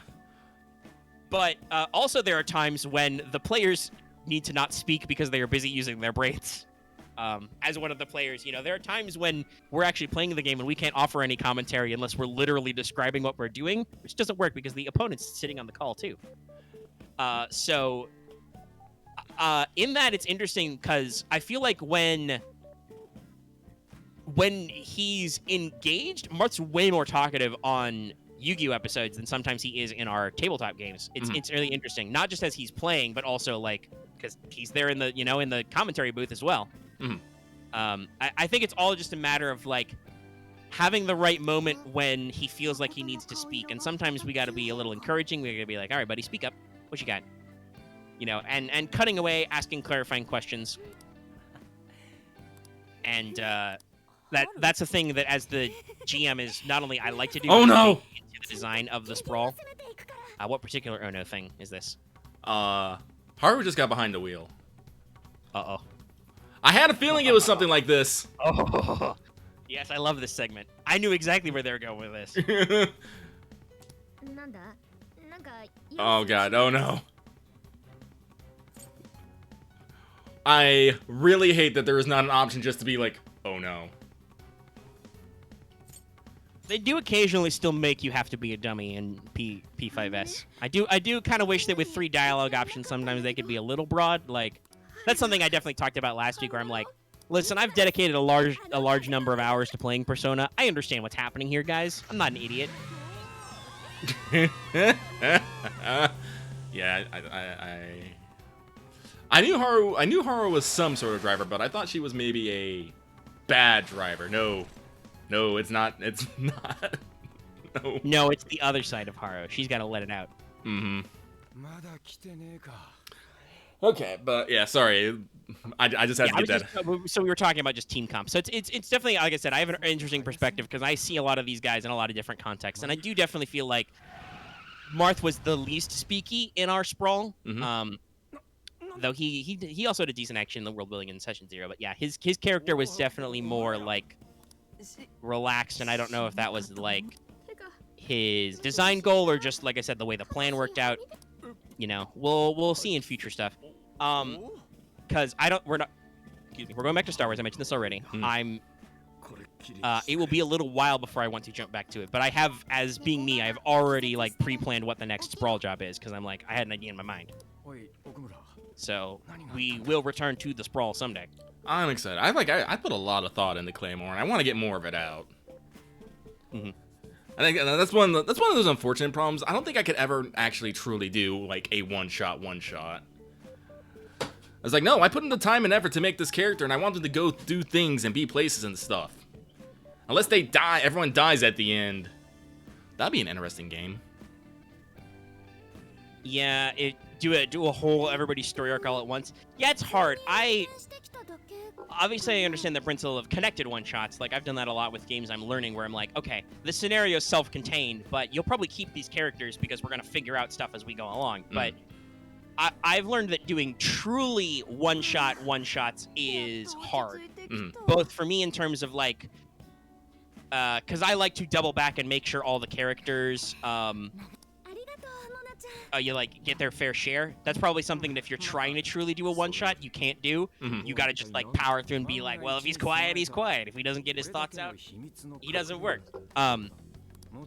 you know, like if I was running a convention scenario, I would definitely have to be like, okay, well, you guys are here to play this game, so we're gonna play this game now, kind of a thing, you know. But you definitely need, first of all, a large block of time. I usually try to keep our games to like 2 to 3 hours. You would definitely need 4 to 5 to get a full flex out, and that can be hard to schedule, hard to run, hard to do everything. Like, we're coming up on 2 hours of this, and I don't think we're gonna go for too much longer, though I do want to get our full scroll thoughts out if you've got any more. And we'll still go back to that. But like, you need to schedule everything, you need to get everybody ready, you need to do it. I used to, gosh, this would still even have been sometime way back in like the Metahuman Renaissance days, but especially early in MHR before you got here, Lucky. Because those guys were all on the West Coast like you are, like sometimes I would be up to like to fit in with people's like school schedules and shit. I would be up from like midnight to 3 or later running these games, right? Like that was back in the good old days, the high school and college equivalent, you know. And now I'm like, I could probably be awake then. I wouldn't be alive enough to game for sure. Like, just because my sleep schedule's fucked up because I still do business with people on the West Coast doesn't mean I feel like I could have the energy to be alive and run a game from, like, again, midnight to 3 or later. Though my schedule is flexible for certain night things. But I also now I have a decent chunk of people who I interact with who are East Coast or Loth, who's in Upside Down Land. Loth usually wakes up to do our games on Sunday because it's already Monday morning for him. But yeah, overall my thoughts on GMing this brawl. I mean, I actually really love Powered by the Apocalypse games. I love never having to touch dice myself. Yep. Like sometimes I like to roll dice as GM, but sometimes it's fun to just be like, nah, fuck it, you guys roll dice. I don't touch anything. Like that means that it's harder for me to have impact on like the variables. You guys rolled very hot. You guys did a lot of maximizing your bonuses and actually tried to like stay on plan like actual professionals. Holy shit. And it worked out. You rolled pretty hot during the actual action phase. We had a couple of interesting danger moments that I think definitely like shaped the narrative. Like I think Dallas blowing his first roll immediately and like causing a complication right away, like definitely influenced the direction. Yeah. Yeah, because honestly, Axe, I would just say the fiction first thing. I love that about the game. That's a thing that players struggle with sometimes. Like a lot of people are used to like in D&D, you usually simplify the process. You're like, I'm going to cast my spell X, or I'm going to roll my attack on him to like hit him. You know, you don't usually think about it in terms of like, I shall strike at him with my sword, because D&D has a lot of rote actions that are all simple. That's not the way Powered by the Apocalypse is shaped. All the moves are shaped after things you do in the fiction. So you don't just say, I'm going to roll to attack that guy. You say, all right, I'm going to fucking waste that guy with my gun. And then your GM has to be like, I think you're trying to seize something in a tactical situation. His life. Roll this move. Or it didn't come up in our session of the Sprawl much, but there are times when you're just like, oh, this guy's no threat to you. You just blow him away. He's dead. Bloom. Yeah. You know, treat your NPCs as disposable is one of the major rules of Powered by the Apocalypse. So like, if a PC has like some corpo creep dead to rights, and it's fucking the killer Lucky with his 5 armor piercing shotgun that explodes, like, yeah, no, you full of frag rounds. He's fucking dead. He's chunky salsa. He's gone. You know, now you have to deal with the narrative consequences of that, but mechanically, I don't need to make Lucky roll anything to find that out. No, that guy's fucking dead. That's what happens in the fiction sometimes. And definitely thinking about it as building an interactive fiction first, and then when something interesting or complex could happen comes in, then we like roll dice. I believe that there's a wrestling Powered by the Apocalypse games that does this very well. The way that works is that one of the wrestlers is in control, whether it's the NPC wrestler or one of the PCs, or, you know, either PC if they're competing directly. You are called in control. You narrate the sequence of the match, like what moves you're doing, how you're handling it, you know, what you look like, everything like that. And then when you come to the end of like that sequence, as it's called, then you roll dice to see how it plays. And, you know, if the dice say, well, you didn't land it quite clean, maybe control shifts back to the other guy, maybe you keep control and you move on to the next one, or maybe you voluntarily give up control so you can have that back and forth. But it's a concept you should apply in general to how the thing with the game style works anyway. Like, who's in control right now? What am I doing? Where's the momentum? You know? Again, oh, sorry. No, Well, my thought was mostly done. Go for it. Okay, Ax, I do want to say, like, I don't think you necessarily have a problem maybe fiction first. It's that we've talked about this before. Is usually you'll get hyper focused on a single thing, and sometimes, like I said, that single thing is usually not what. Well, not the. Well, I guess it is a little. Is not what's important at the moment.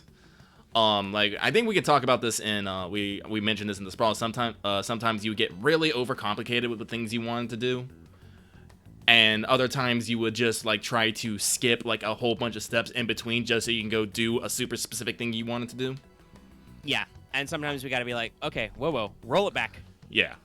How and why are you doing this thing? How does it work for your character? And sometimes I had to be plainly, I have to, and this is no real like big dig on Axe. You know, he said before, sometimes like being plain and clear about what you want is good. Sometimes I had to be like, okay, stop. No. The process is this. You know, roll back to the start. How are we doing this? And if you, and like, there are a couple times where I'm just like, yeah, it doesn't matter. Yeah. It doesn't matter like why he's doing this. I don't actually care. We'll just do the movie he wants to do. You know, one of my principles is to be a fan of the player characters. So it's like, I mean, I want to see Odin do the cool thing too. I'm just supposed to like respect the rules and the structure of the game as well. So as GM, there are times when you got to like pick and choose your battles, you know? Yeah. Like sometimes you want to fight, not literally fight. I actually don't think you should be too adversarial with your players, but sometimes you want to like get in them with your players and really pick apart. Okay, how are you doing this? Why are you doing this? What's your structure here? What's your plan? You know, you got to really dig into like why something is happening. Well, I think that's other times you're like, I don't care what you're doing. Do we shoot him? Okay. Well, I think I don't know. You're a gun guy.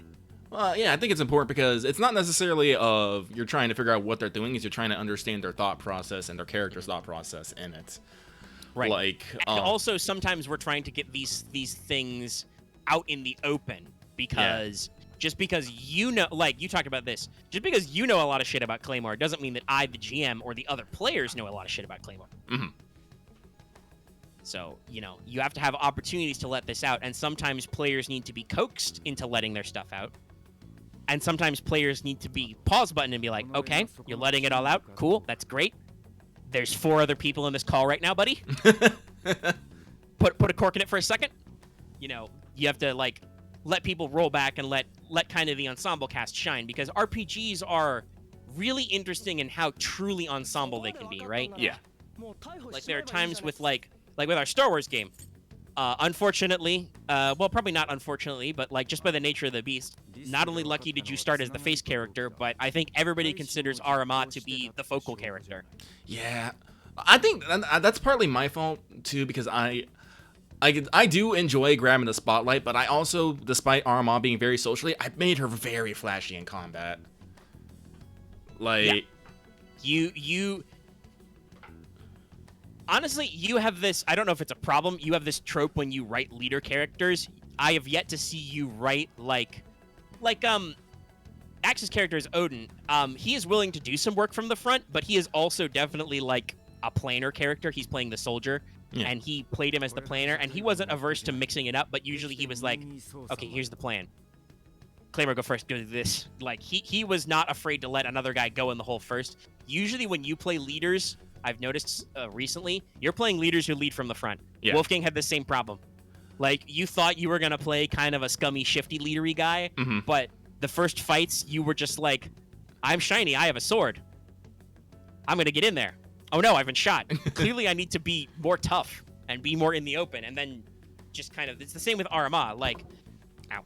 I don't even say that was the same with my Eclipse Phase character. Well, not quite the same with the character concept. Arama was definitely meant to be not like shifty or anything, but like you ended up being like, well, I'm in the fight and I've got the thing, and for reasons, Arama definitely was like, you were following the Lulu school of leadership. If the king doesn't go first, his people won't follow, kind of a thing. And that led to the very obvious thing which makes sense for the setting and for the characters to be like, oh shit, that's a Jedi. Everybody shoot her. You know. And to be fair, Marth's first character, Cavis, took his fair share of lumps because he was very in your face as well. Like you started deliberately building yourself to be a support character so that you could take a back foot, and then you were just like, now I want to punch people. Like, you still do support stuff, but definitely a lot of your character purchases in the last, several months have been, okay, but I'm gonna be punchy. Well, again, this is what I'm talking about. I want to do super flashy things. I'm like, yeah, but what if I just punched a hole through this thing? I'm like, that'd be really fucking cool. See, this is my problem. This is my problem. I get an idea, and I will go completely hog wild with it, even if it's not the best idea. And then maybe a little bit down the line, I'll go, why did I do this again? This is why I actually had to get rid of Performer. Was it Performer? Performer, yeah. Yeah, it was Performer, yeah. Because I was all and like... this is why I'm not averse, because this is the thing about, like, talking about, like, role-playing as an ensemble. The other thing about role-playing is that it's a big chunk of it's improv. Mm-hmm. This means that, hey, usually when people write characters in real life, they have time to, like, edit, pair, to test stuff. Mm-hmm. You know, the improv comes at the end, not at the beginning. So I'm like, oh yeah, you didn't like that thing you basically improv'd? We can hammer that out, bang it out, move it around. You can retrain. But yeah, no. Well, this is one of the reasons why I wanted to specifically not be a face character in the Sprawl, because when I take charge, I guess the best way to say it is I take charge. With other people trying to take charge, I get spicy at them. Axe knows this a lot in Star Wars. Well, and also I think you get spicy with people who take charge but are not. They're not as on the ball as you would have been about it. Oh, yeah. Like, usually you and we sometimes get spicy with Axe in Star Wars because and Axe, you've been getting better at this as well, but you fire some of your plans from the hip, like we talked about. Like, you have very specific details you're focused on, and you don't fill out the rest, and Lucky's like, no, that's not how this works. If you build a plan, you got to fill out all the steps, Chief. You're like, we can't jump, it's not like we can jump straight from step 1, draw our gun. Step 2, the enemy all falls down. That's not how this works. Even if that's how sometimes the dice are hot like that, but that's the dice are involved. So well, yeah, and that's kind of, I think, what like I'm referring to. Lucky gets spicy with people who don't know when, or don't have the concept of like what those other steps are, and you're like, your plan is ludicrous. How would we get to X or whatever? And sometimes, that's as the GM where I gotta be like, to like you're saying, X, I gotta be like, okay, but how do you get there? I'm like, and it doesn't even have to be like literal. Like, you make a big deal, X, out of, oh, Lucky's got experience with this. I don't have any experience with this. Never served a day in the military in my life. I don't know. That's not entirely true. My alive grandpa is a veteran, but I don't have a lot of military history in my family. I understand the thing about military moving around a lot because my dad was in management, so we moved around a lot. I still know these things because I observe them from certain types of fiction. And obviously not everybody's going to memorize all the same things from fiction, but you can still pick up, like, and I think a little bit after a couple episodes in, everybody improved in our Star Wars game after they started watching back some episodes of Clone Wars.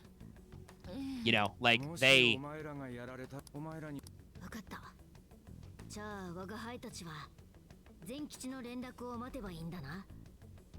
Omega? Omega just got real quiet for me. Okay, connected. Oh, there he is. I'm back to you. There you are. My Discord was out of sync again, so I disconnected. Not really a ghost, but just, parallel dimension. Ghost, you, like, disappear from the call in real life, but you look like you're still here. If I just disconnect, reconnect, that's just me resetting things. But okay, we're back. But yeah, I was just talking about how, like, I think everybody's role-playing improved a little bit once we started watching some, like, actual Clone Wars fiction, right? Oh, yeah. People started to have a better concept of their characters and what kind of stuff we should be doing. And, like, I don't need realism. What I like is verisimilitude. That's something I think that the Sprawl, we had very good. Like, I tried to be very atmospheric with my descriptions, and in general, for the most part, all the players, like, knew the, like, beats of how to do their thing without, like, overcomplicating it. It's like, okay, so Axe is like, all right, we're going to drop a plan. I'm going to pull up the internal maps and start looking at stuff. All right. Okay. So we know that when we finish this scene, you've got your route planned. Okay, cool. What are you doing? What are you doing? Oh, I open up this. We do this thing. And, like, a lot of that is Powered by the Apocalypse is built on asking questions back and forth. Like, because it was going to be a limited time frame, I didn't want to, like, go too ham on, like, forcing everybody to do all this stuff, but, like, For my notes for the second job, whenever that is, and in general, like the game is written to be like, players should figure out questions or even be straight up asked questions. Like, I could have like completely improved the way that say security was handled at that place by like when somebody rolled research to be like, okay, what are the entrances and exits? It's totally in the rules for certain plot details for me to be like, turn around like all Socratic like and be like, I don't know, what are the entrances? What do you think the entrances would be like? I don't like to go too ham on that too much. Like, it's a good element that I like from Powered by the Apocalypse games, but also not all players want to be GMs. Sometimes they're not ready for you to ask those questions, and I think one of the game master's most important jobs is not just to like adjudicate the rules, but it's to just in general to adjudicate the session and to keep the session flowing. Yeah. This is usually why you may hear me on AP apologize if I have to like pause and look up a rule or something. Like, I feel like my job is to keep the game flowing, both in terms of like the story, but also the actual gameplay. Well, yeah, right, and that's what I'm like. I wouldn't want to put Axe or Marth on the spot like that unless I knew that they had an idea. So I would much prefer to ask softball detail questions that I think somebody could throw in something interesting. Like, if it had come up and somebody had asked, like, say, oh, who's the manager? I could be like, I don't know. What's the manager like? What do you think he's like? And then work from there. I think I'm pretty good with usually those questions, I think. Yeah.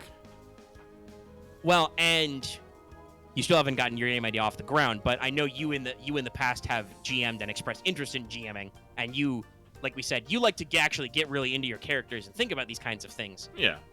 Some players are not ready for that. Some players are just, and I want to say this, I'm not throwing shade at Dallas just because he's playing a barbarian, right? He's very detailed about his barbarian character and very consistent about his backstory lately. There are some people who play barbarians just so they don't have to think about shit and can just hit people. Right? That's a quintessential barbarian player. I rage, I hit them with my great axe. That's my job. Well, Dallas rolled phenomenally on stats, so he basically had his pick of the litter, I think. It's interesting playing a dumb paladin. There are very many times when I don't have to think about things, and I actually, as a player, because as the GM, you kind of have to think about everything. Mm-hmm. Even if it's improv, you still have to be like, ready. I haven't leveled up yet. We took a break for a couple of weeks for Vesper to get some shit together, and Vesper was like, okay, so I know we haven't actually gamed in a while, but I feel bad that we haven't done anything, so y'all are going to be level 8 next time. Still haven't leveled up. But, like, I get to, like, as a player, I get to ignore certain things. Like, just be like, yeah, I'm dumb, I don't notice that, and I don't care. My int is -1 modifier, so I get to, just not care about that. Or, when I ask questions, I make sure to ask them in a simple way to be in character. But, you do have to think about stuff still, because I am all about morality. Mm-hmm. I'm a lawful good paladin. I got to think about my oath and stuff to be cool. But that brings out more in the characters. Like I said, you're very into the fiction writing and the role playing of your character. You like rules and you like stuff, right? Yeah. Like you are a gear porn player, but usually you think of it in context of the universe of like, oh, I can get this thing that does this thing. That's really cool. Like you asked me randomly the other day, like, yo, is a Vector Thrust Panzer a fucking hover tank? And I'm like, yeah, I think it is. I think it's a reference to the vehicles from Cyberpunk 2020 or 2077.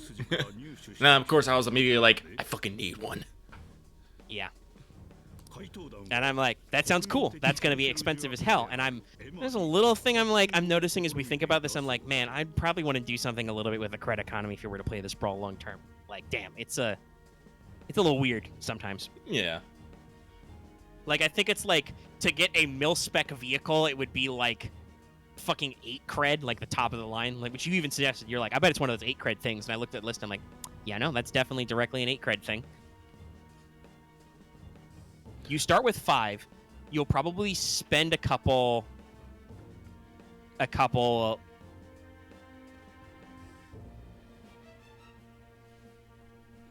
acts. You have to invest maximum of 3. So technically you could get 9 back in the first session, but not everybody can get 9 back because investing 3 like fucks up the action clocks, right? That gets people talking about the job. So you want to be cautious with that.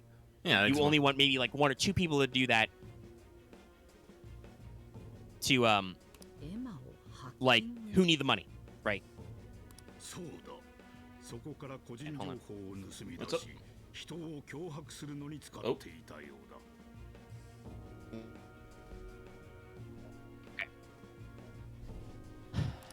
But yeah, it's so like I'm like, man, I'm watching this credit economy and like, man, people can't get anything. I either need to just give people rewards or I need to up the amount of cred they can make. Well, honestly, I think this is one of the reasons why declaring contacts and favors becomes important.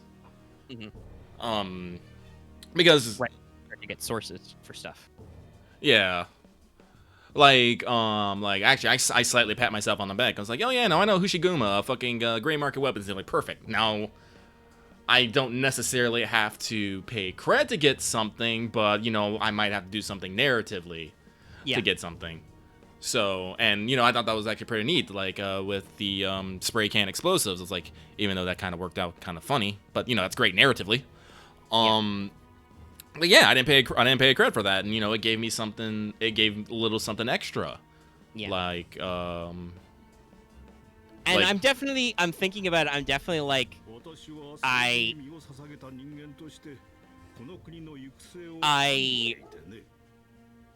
should probably maybe have been a little more enforcing about people asking for stuff with contacts to cost cred, but also I'm like, that kind of defeats the purpose of having the contact and having the role if you also have to pay money all the time. So if it makes more sense in the rules for like your case, you came up that like your contact needed something extra and there was a complication. So I'm like, oh, I'm not going to ask for his fucking money. It'll be like, hey, you owe me for the thing. If you're going to pay me back, you know, you got to do an extra job or you got to walk kind of a thing. Yeah. It's like, yeah, it was like me like bungling up the cyberware because that flat out says you have to buy it first and then roll to get it installed.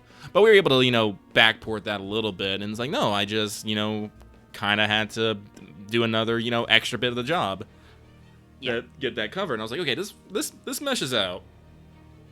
It worked out in the narrative. Yeah. And yeah, that's a specific mechanic because you have to hit the streets to buy the piece of cyberware first, and then if you're getting it installed on the street, you have to pay for it then. Yeah. So it's a little bit complicated. I do actually think, Axe, you brought this up, is it supposed to be like you're doing jobs because you're broke and not because you have other motives? Yes, probably. That's definitely a like the eternal poverty of Cyberpunk is like a Cyberpunk RPG trope, the idea that you're constantly losing money. I think there are better ways to build that system, like if they actually made it so you had to spend money, like whatchamacallit, the actual rule for like laying low, right? That requires you to spend credits to actually like lay low, live off the grid, not make any waves. Yeah. You don't have to do that, but if you want to actually like let the heat die off, you got to pay some money because you've got to fucking live off expenses. You're not doing jobs. Yeah. It is pretty bad because it's half your credit or 5, whatever's higher or lower. It was higher. I believe it was higher. But what I do appreciate though is while cred does like carry more mechanic stuff, you generally don't have to worry usually about narrative stuff. Like, yeah, the game is very open about that, where it's like characters should have whatever narrative equipment they need that's not a cred value. Like they even say characters should probably all have phones, and I'm like, yeah, you guys all have phones. I don't care. Yeah, like we don't have to like look at our cred. We don't have to look at our our cred numbers. Like, hey, do we need to like go stay at like when we go get something to eat? You know, maybe like rent a car. You know, transportation and stuff. No, we could just say we do that stuff. Now, if we were to say to need to maybe like get a super secure hotel or something that might have some mechanical benefit to it, yeah, and then we could probably start throwing in like cred numbers. But yeah, or if you wanted to like get a specific vehicle with specific traits, kind of a thing. Yeah. So it's like I do like I kind of feel like that's where maybe like some of the disconnect is the game mostly wants you kind of to hand wave a lot of purchases and just focus your cred on doing things that is relevant to the game and whatnot. And so things got a little weird because, like I said, I think it was like what, like one. I think the prices were like 1, 3, 5, and 8 or something like that. It's like 1, 2, 3, and then like 4 and 8. I think. Like it's got some big gaps, and unfortunately, some of the stuff is like super expensive, and I get why, because they don't want you to do that. But also at the same time, like mechanically, a driver can just start with a mil-spec vehicle. Why is buying a mil-spec vehicle inherently more money in the system if it doesn't make any sense? Like, yeah, I understand why, like, simple weapons and then big guns are, like, more expensive. Well, yeah, it's true. Looking at the XP value, they are expecting you to, like, you almost can't make enough money to level up in a single job, which is a little weird. We tried hard. I got to 9. I was like, fuck. And I tried my damnedest, but there were a couple times, yeah. Mm-hmm. If I just ran into Rapier. We tried off and on to get it there, but did not. But tried to introduce my my elements. Again. Yeah, what was gonna be the cue for Rapier showing up? Like if we got hung up outside or something? I forgot. Sorry, you're gonna have to repeat that. I was switching in and out there. Oh, yeah, you said one of the hooks was Rapier and her squad. What was the condition for them to show up? It was just a move I could have done, but that means that I need a narratively appropriate moment or for somebody to like completely tank a roll. Like, so I was just like, yeah, like at no point were you guys actually in a good position for me to like be like, oh, you bump into the Suzaku team out there doing a thing. Like, if you guys had maybe stealthed overland to the train yard, I probably would have thrown them in. Or if you guys had taken more time sneaking, but once you guys did the thing where, like I said, Dallas blew his roll right away, and so drones got activated, right? Mm-hmm. And then you guys started dealing with that. I think it made sense for it to not come up because you guys were very directed and timetable-y in your movement and sneaking, you know? Similarly with, like, revealing Squirrel, Marth's character's rival, because he actually is hunted and vengeful versus a guy. So that guy has to come up. That's a big deal. But because he was a complete third party in this job, I didn't want to have him just show up for no reason. I was waiting for you guys to maybe, like, blow a roll in the late half or, like, have a call for, like, wait for, like, when Squirrel was called in. But you guys actually managed to, like, keep your plan together until the very climax. And, like, it was like, there's no real gap for a complication to squeak in here that doesn't feel like I'm just making the job take longer and be harder for no reason, right? Which is what I'm trying to avoid. I don't want to throw obstacles at you for no reason just to artificially inflate the tension of the scene, because I felt like, even though you guys were rolling pretty good most of the time, there was still a decent amount of, like, tension and momentum in the scene. Like, everybody was, like, concerned with getting the job done and making sure they did their stuff. Also, Axe has asked questions. Let's see here. Actually, Lucky, what problems do you have with our plan besides some of our information holes? Most you were, I don't want to say a little bitchy, but you were definitely like, oh, we got some plan problems here. No, I was definitely a little bitchy, but no, it was mostly in the setup phase. Once we were actually in the action phase, no, things went pretty swimmingly. But again, Axe, sometimes in your planning, you would go exactly for an end result instead of the steps. The best way I can say this is you usually made your plans from line to line to line, where I usually make my my plans in a series of overlapping circles. I think that's the best way I can explain it. Like, yeah, and I deliberately was like at the start of the session, not just because we took a week break, but also because I wanted to like double check it with everybody. I deliberately did a thing at the start of the second session where I'm like, okay, here's the plan as I, the GM, understand it to recap for you. Mm-hmm. And, you know, brought up everybody's plot coupons they had. I brought up your plans. And, yeah, I mean, there was some stuff you guys didn't know, but it was, to Lucky's point, it was a literal straight line plan. Like, you guys didn't know anything about the distance you had to cover to get from point A to point B. So the plan was, okay, we're going to go from point A to point B and do the thing. And then whatever happens, happens, I guess. Yeah. And it worked out. It worked out. Like I said, once we were actually in it, no, things went fine. But, like I said, I guess the best way to say it is, like, my most issues was setting up the plan. Like, Axe, I think, like, the biggest faux pas you made is you maybe didn't necessarily use everyone to their best advantage during the legwork phase. Like, as I said, you literally let Claymore go off and do whatever, and you and Marv spent a whole bunch of time just hanging around the building, just flying your drones around. Did anyone actually... Well, no, I think Dallas actually did research on... No, they did use the research move. I think Marth did that. He literally went back to his car and, like, jumped on his car Wi-Fi. Oh, maybe. But like, there's a lot of things we could have researched, like research, things about like the Texas Rangers, research things about. Hell, I think Axe even did a research question himself. He just asked very specific ones. There was definitely a fork point where it was like, okay, I could ask the location of the second objective, or I could ask how the objective we already know about is secured.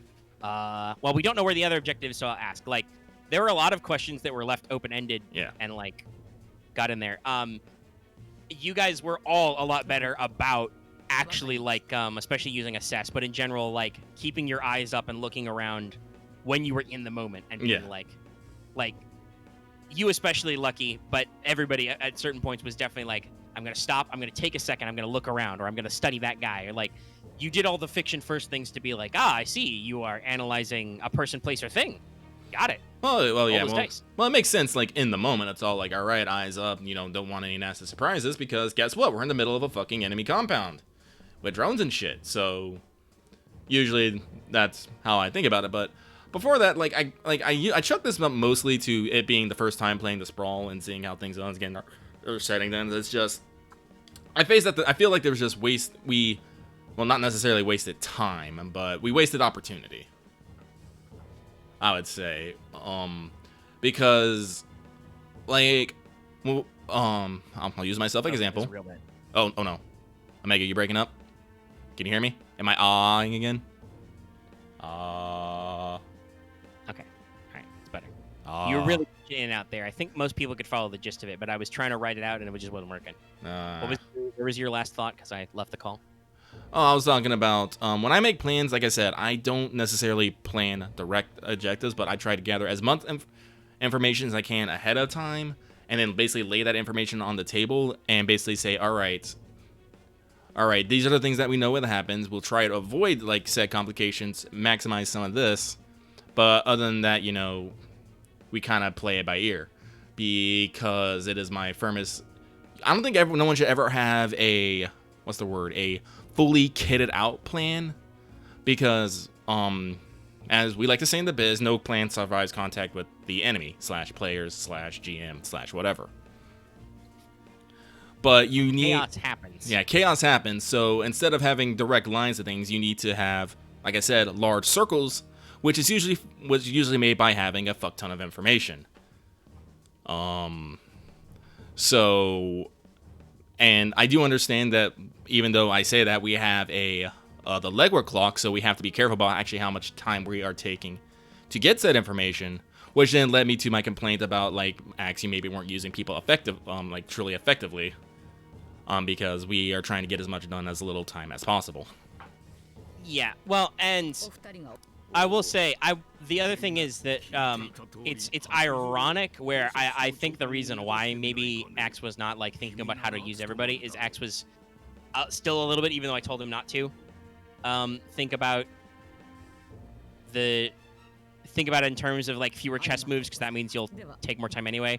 I think you were still doing that because you would often ask about how many segments are left in that legwork clock, because you're thinking about getting paid at the end. Again, thinking about the conclusion before you think about the process. But also, this is the thing I've talked about before with UX, is you definitely still are a little bit, like you even mentioned it here, you're thinking about like rolls going bad or whatever. Like, don't care about that. Listen, you don't even know that me doing a move is bad. Literally, most of the time well, you picked the thing where did you pick the thing where you get experience if you get paid? I believe so. Or is that optional? Is that mandatory or optional? Okay, it is your base move. Okay, well that's. I thought yours was here's the plan, and I love it when the plan comes together. I thought those were your base too. You get three base moves? Oh wait, no, I think it's when I love when the plan comes together. Which one is it that when you get paid you mark experience? I don't know off the top of my head, and I don't want to look it up. Anyway, just in general though, like we've talked about this before, you are, I don't want to say lately overly concerned, but you often have question marks about what happens when we roll the dice and we fuck it up. Well, then you fucked it up. The dice rolling is an inherent mechanic. You cannot defeat the dice. Dallas will roll Snake Eyes and fucking bomb the roll that he literally can only blow on Snake Eyes. That happened in our first session. Dallas had like a +4 between several bonuses forward and onward and whatnot, and still managed to roll the one roll that meant he still failed. Dice happens. But like the thing about most RPG systems that are good, I'll do that hot take. Failure does not usually grind you to a screeching halt. For instance, I was bringing up this earlier. Most Powered by the Apocalypse, and like when talking about hard moves and stuff, like usually one of those things is just like, oh, foreshadow something ominous. Like literally one of the that's why I said good systems, Axe. Listen, I have fun playing D&D. I think that D&D still has too many sacred cows, and it's got things that could be better about like the game design that people need to get out of their fucking brains. Mostly because the one thing I'm really sick and tired of is everybody trying to make every game D&D when it's not. We've talked about this, yes. Yeah. But like literally the results of failure in Powered by the Apocalypse is like, well, your GM takes that opportunity to like indicate that stuff is going and happening other places and may come back to bite you later. Like if it's not narratively appropriate, like yes, one of them is like show them a gun, complicate their lives right now. But that's why that move specifies complicate their lives now, because you could be complicating their lives otherwise not now. Yeah, Lucky's doing a lot of great big plot stuff in Persona right now. I say big plot stuff, but we're at a hot spring. Well, yeah, but you're in a very story-heavy segment. But yeah. Also, Lucky, did you remember? Actually, you probably don't. You said you don't remember much. No, I remember Persona 3 Hot Springs moment where you actually had to hide from. I was about to say, do you remember? You're literally in the exact same hot spring. Oh, really? I believe it's supposed to be the same model. It looks the same. Well, yeah, because it's the big rock. I remember the big rock, but that's great. Yeah. We should let them know. No, just say something. Yeah, if you listen, I understand how people work just because how anime works. If I was naked in a bath and some girls came in and I was just like, fucking excuse me, they would be like, oh shit, my bad. Yeah. Oh no, are we actually gonna have to do? Oh no, okay. Because I kind of remember, I think in Persona 3 you actually had to move around and not get caught. Yes, you can actually escape without getting caught. Yeah. No, Makoto.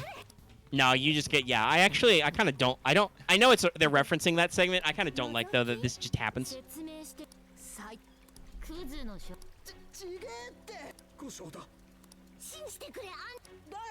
Well, actually, interestingly enough, critical failures are not, that's not a D&D thing. That's a thing we're about to get punched for, like, natural ones. Ah, God damn it, here we go. Unfair sexist.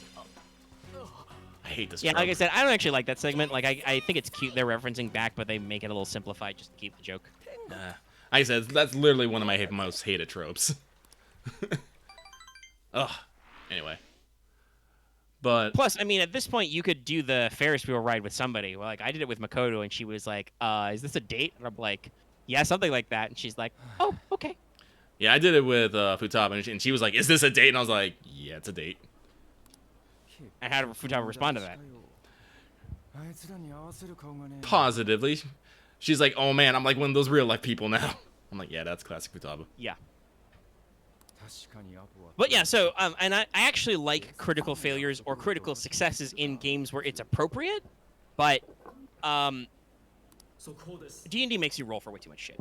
Yeah. Like, to dog on D&D for a little bit. D&D integrates rolling into a lot of stuff, and that's part of the fun, but that's also why, like, D&D's not really a game that works with that people build to do fiction first, or, like, it's a game where a lot of people have concerns about failure because there's a lot of, like, you know, save or die kind of thing. Like, you have to roll. But also, I think to D&D's credit, I guess, even though I don't always like it, what their game design is based around is you're rolling a D20 a lot.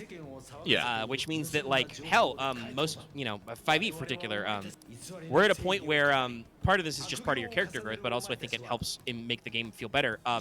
We're all at a high enough level where we make everybody makes multiple attacks per round if you want to make basic attacks. If I just want to hit somebody as a paladin, I roll twice now. I get 2 chances per normal attack, right?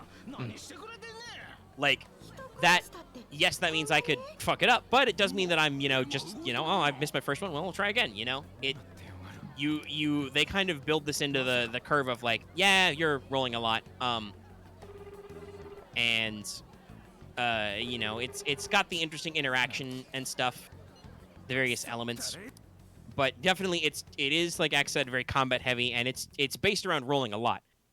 What I think most tabletop games should be based around is the dice are randomness, right? Yeah. They are the great RNG. I have a D20 in my hand. I roll it, falls off the table. That happens a lot too. Okay. I roll it this time on the table. That was a 6. I roll it again. It goes off the table again. That time it was a 1. And then I rolled a 15. Like, those were all very swingy results, which is why people, I think, like D20s for certain games, you know? Mm-hmm. Right? Right. Shit's getting real. It's very rando.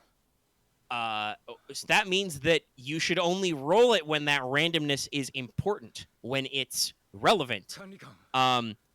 Obviously, a lot of times for combat, and D&D is very granular and direct, where it's like one roll is one swing kind of a thing, right? This is something actually we talked about, like with the Sprawl, right? Because that's got like certain tags like reload and stuff. Like, no, when you roll to like involves firing your gun, like if you roll like mix it up or you know, you potentially want to inflict violence on somebody, you're not necessarily firing like one shot and done. You know, you're not counting ammo. You might be firing a lot of shots. Well, that's what I like about the Power by the Sprawl. It's like when you roll mix it up, that's the entire combat. Yeah, I mean, it could be depending on your what you're trying to seize and what you're trying to gain control of, because moves snowball. Like, oh yeah, theoretically you might have to mix it up a couple times in succession, but oh yeah, no, I forget. I'm sorry. Simple, like, I'm sorry, I forget. Claymore's is stupid. That's probably why he doesn't. But yeah, no, I'm actually thinking. Yeah, no, there was only like maybe a 1 or 2 harm weapon. Yeah, maybe you have to roll it a couple times too. Well, yeah, you might not incapacitate a guy right away, because, you know, some serious enemies can absorb 3 or 4 harm. They might have better armor. Yeah. Also, there's the, like, a lot of times, though, what I was going to get at was, if you're just trying to kill a dude, yeah, that's fast. My purpose in this combat is to seize that man's life. Roll it, okay? How much harm do you inflict? Yeah, he's fucking dead. He's gone. You inflict 5 harm? You know, even if you didn't inflict 5 harm, even if you had, like a 1 harm club or something, I would still probably be like, if you rolled well enough, it'd be like, okay, you've seized his life, you've bounced him on the head, and he is now incapacitated, and you're under your control. Combat over. You know, if it was more like, I need to seize control of this location, maybe then they're like, okay, cool, you've secured the location, but now there are angry men over there who are trying to come get you. All right, now we need to secure the exit or secure the objective, whatever. Like, you can snowball the moves, but yes, you're right. It can be as simple as a single roll if at the time is right, you know? Whereas, like I said, D&D is 1 swing, 1 roll. Now, obviously, if you're playing math games, that's fun. You know, sometimes people like the fun. They like the variance. I actually don't mind playing D&D combat for the sake of playing combat. But also, I don't mind when we have sessions that have, like, no combat at all. And unless we, like, do that, whatever. So, you know, but this is just a general thing, which it's a paradigm that not a lot of people get. Like, a lot of people, I've talked about how before, like, conceptually, because I haven't really run much of it, but conceptually, I really like Legend of the Five Rings. It's by the same people who did the Star Wars games and Genesis, right? Which we've shown off on our channel and stuff before. They have a funky dice system, blah, blah, blah. People are really butthurt about proprietary, quote-unquote proprietary. There's a conversion chart. But people are butthurt about having to buy special dice like it's some kind of, like, DRM or something. That's dumb. Hey, guy, you know what? All dice are proprietary and all dice are fake. We didn't use polyhedral dice for this purpose until D&D, literally. Gary Gygax invented using dice for this purpose. There were, like, really, really ancient dice of different shapes for, like, certain dice games, but the actual idea of, like, modern polyhedral dice are very modern. You know, that's, like, the 70s. Like, I think there may have been some, like, educational patents for, like, teaching kids shapes and numbers and stuff in, like, the 20s? But no, gaming dice that weren't just D6s was very rare.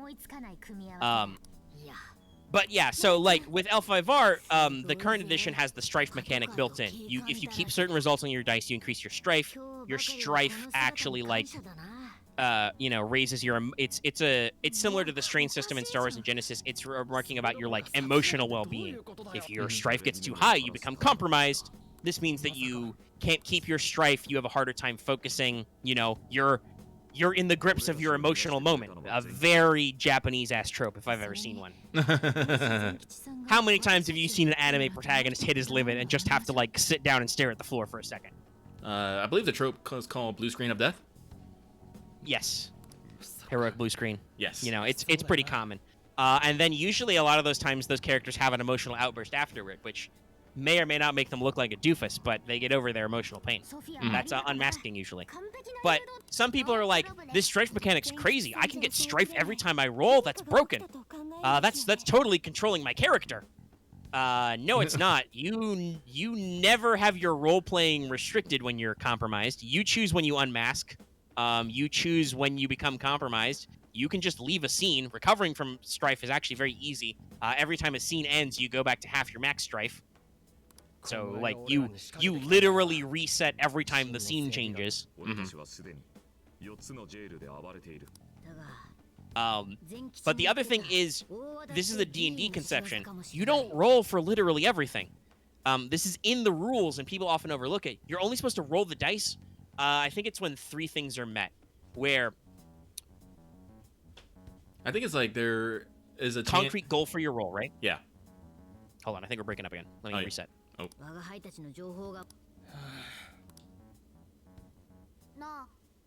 Sorry, we broke up again. You were in the middle of saying something? Well, I was about to give one of my ideas for one of the ideas, but yeah, you're saying you have to have a concrete goal, and there has to be. Well, isn't another one there actually has to be something that will happen if you fail? Yes, there has to be consequences for failure. Yeah. And 3, the state of success and failure have to be different. If you succeed and if you fail, those have to result in different outcomes. Yeah. So your role has to be important enough that something will happen if you fail it, and that thing that happens will not be the same as if you succeed. So you have to be rolling to actually, like, do something in the narrative and have it be risky. Yeah. If there's no inherent risk, and yes, I know strife exists on the dice, but if there's no inherent risk to the failure state, you shouldn't be rolling. The GM should just say whether or not you do it or you don't do it. And that's the thing as a GM I've really tried to focus on is just, like, sometimes you just don't care.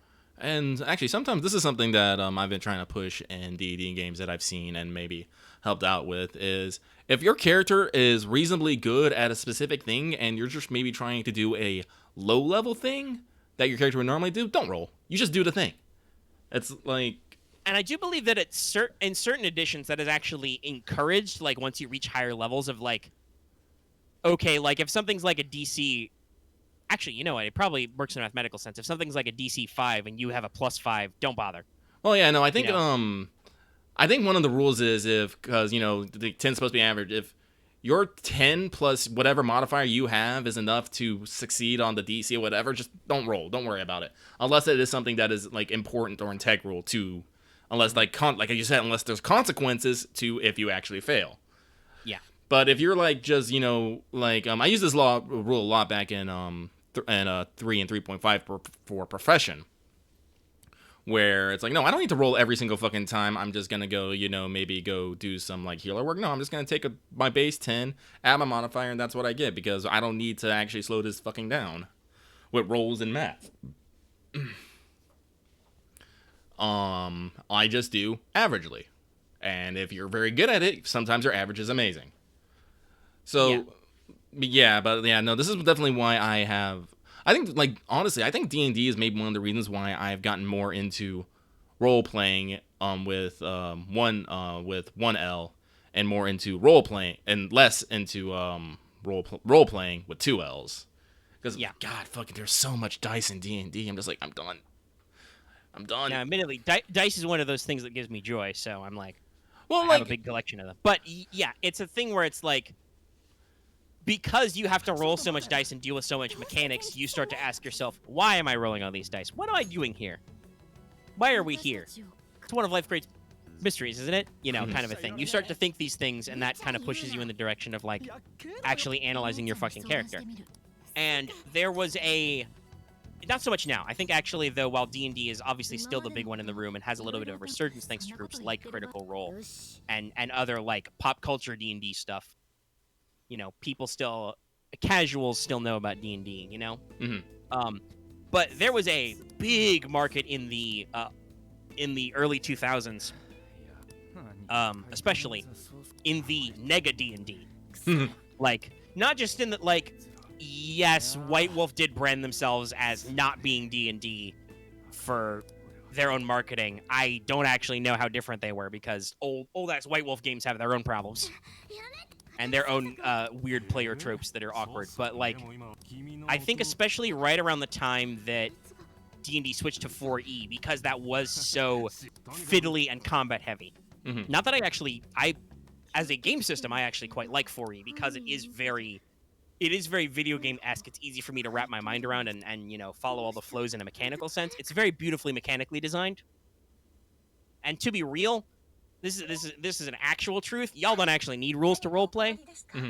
You need rules to adjudicate when people can't decide what's going on, or like I said, the dice come in when there's randomness inside, when you don't know the outcome. You can solve a lot with just like rolling some dice, but a lot of people are like, man, this D&D thing, it's very regimented, very combat heavy. What about role playing? What about the theatrics? And so there are a lot of game systems that come out in this time. Powered by the Apocalypse is one of them. Oh yeah, Apocalypse were originally published. I thought it was pretty actually old if I remember correctly. Yeah, it was right at the end of that period I talked about, 2010. So it's over 10 years old now. First published in 2010. So that's how long Powered by the Apocalypse has been rattling around.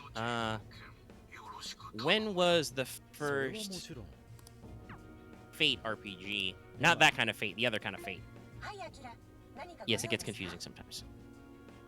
Fate with all capitals. Yes. What category does this fall under, Wikipedia? Fate, role-playing game system. Okay, so the first edition of Fate, which is very much the Nega D&D, was 2003. Oh, wow. Yeah, so the D-Fate system, again, once again pointing out that weird dice are not that old either. But like that was published right around the time I think 4th was out, and people were like, let's do a different thing. So yeah, there was a big market, and this is what I talked about earlier, where I was like, no, actual play's been around a long time. I've listened to a lot of those. I've played some of those, you know, kind of niche kitchen shop games. Some of them get popular, some of them don't get popular. I like a lot of different game systems. I talked about this in our secret tabletop, but I found the best Powered by the Apocalypse game called Flying Circus. I still need to actually read over it, but I did track down some copies. But it's a Studio Ghibli / World War I aviation inspired fantasy title, and I'm like, this is the best. I love it. You want to fight dragons with biplanes in the Ghibli Hills? It's fucking great. Hey, no, it sounds real rad. I gotta look into it. I also found out about another Powered by the Apocalypse game that was recently kickstarted, which was, what is it called? I should get the name right, but it's something like Danger Sword Lesbians or something. What? Yeah. Some of you may have picked on this. It sounds very Utena inspired.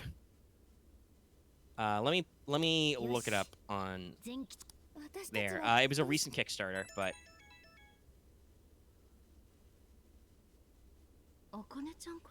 yeah, I was just scrolling over some game titles because I was trying to find if anybody had any extra notes about like the sprawl and stuff. But Thirsty Sword Lesbians, right? Yeah. It's very recent, but yeah. Nope. Here, I will post the cover for people. I'm ready for this. Yo. I love that art. Yeah, no, and there you go. There's your game. It came out in 2020. I have not tracked down a copy. It was only recently kickstarted, but I read this and I'm like, on the one hand, it feels like one of those games where I talked about this. I'm a straight white dude. I'm like, is it okay for me to play this game? But I'm also like, damn, this game sounds sick, though. I don't know. I think my first thought is I think it's one of those games that might be trying to be too... What's the word I want to use? Modern, I guess. Yeah, no, I mean, like, it is definitely focused. So I will tell you from the description, like, it's a lot about, it talks about fighting for a positive community, right? And trying to tell what, at least in the description is branded, this is not my way of saying it, queer stories. um but also, like, it sounds like it's grounded, like I said, in some concepts like Utena and stuff. And God, there's a lot of anime that's like this. Yeah, no, like honestly, no, it's all like, I'm not trying to be down on it, but like I said, there has definitely been a trend in media and whatnot for, I guess, inclusion, I guess. Which I want to say I'm not against. I'm not against it, but I also want to say that sometimes I feel like sometimes they're hitting that button a little too hard. So I'm like, There is definitely, and I don't necessarily want to say that this product is like that. I haven't read it. Nope. I've just seen the cover and I've just seen the description. Yep. And like I said, some of this stuff sounds pretty good. Like, they have a move called Finally Kiss, when people kiss after a period of tension, finally. I'm like, no, this is perfectly on theme. Yes, of course you're going to have the big damn kiss. Like, it sounds really interesting. But there have been media who basically act like their only marketable trait is that they are inclusive or expansive in some way. Yeah. When, honestly, I think, even from talking to a lot of people who are in those so-called queer circles, that it feels a lot like lip service, and they don't feel like they're getting anything out of it. Yeah. No, this still, like, thinking about it now, this still looks pretty fucking dope. Because, like, here's the thing about Powered by Apocalypse is they usually try to encapsulate a genre. Yes. So, like, if you want to... The genre for this is definitely, like I said, Utena or those types of action-y animes. Yeah, and it's just like... And also, I get a lot of, I get a lot of, you know, early gen internet fan fiction vibes, which is okay as a genre. Like, yeah, no, it's a valid genre. I mean, fuck. Like I said, like, if we actually get a copy, I'd love to read over and just see what it's about. Yeah, I will definitely, you know, look into it. Like, there's some stuff that I'm like, this could be written poorly, because they talk about, like, the you know, the enemies, the opposition, are called toxic powers.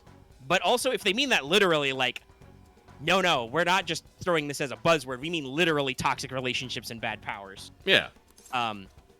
Like, I'm like, no, that fits. There is a such thing as toxicity.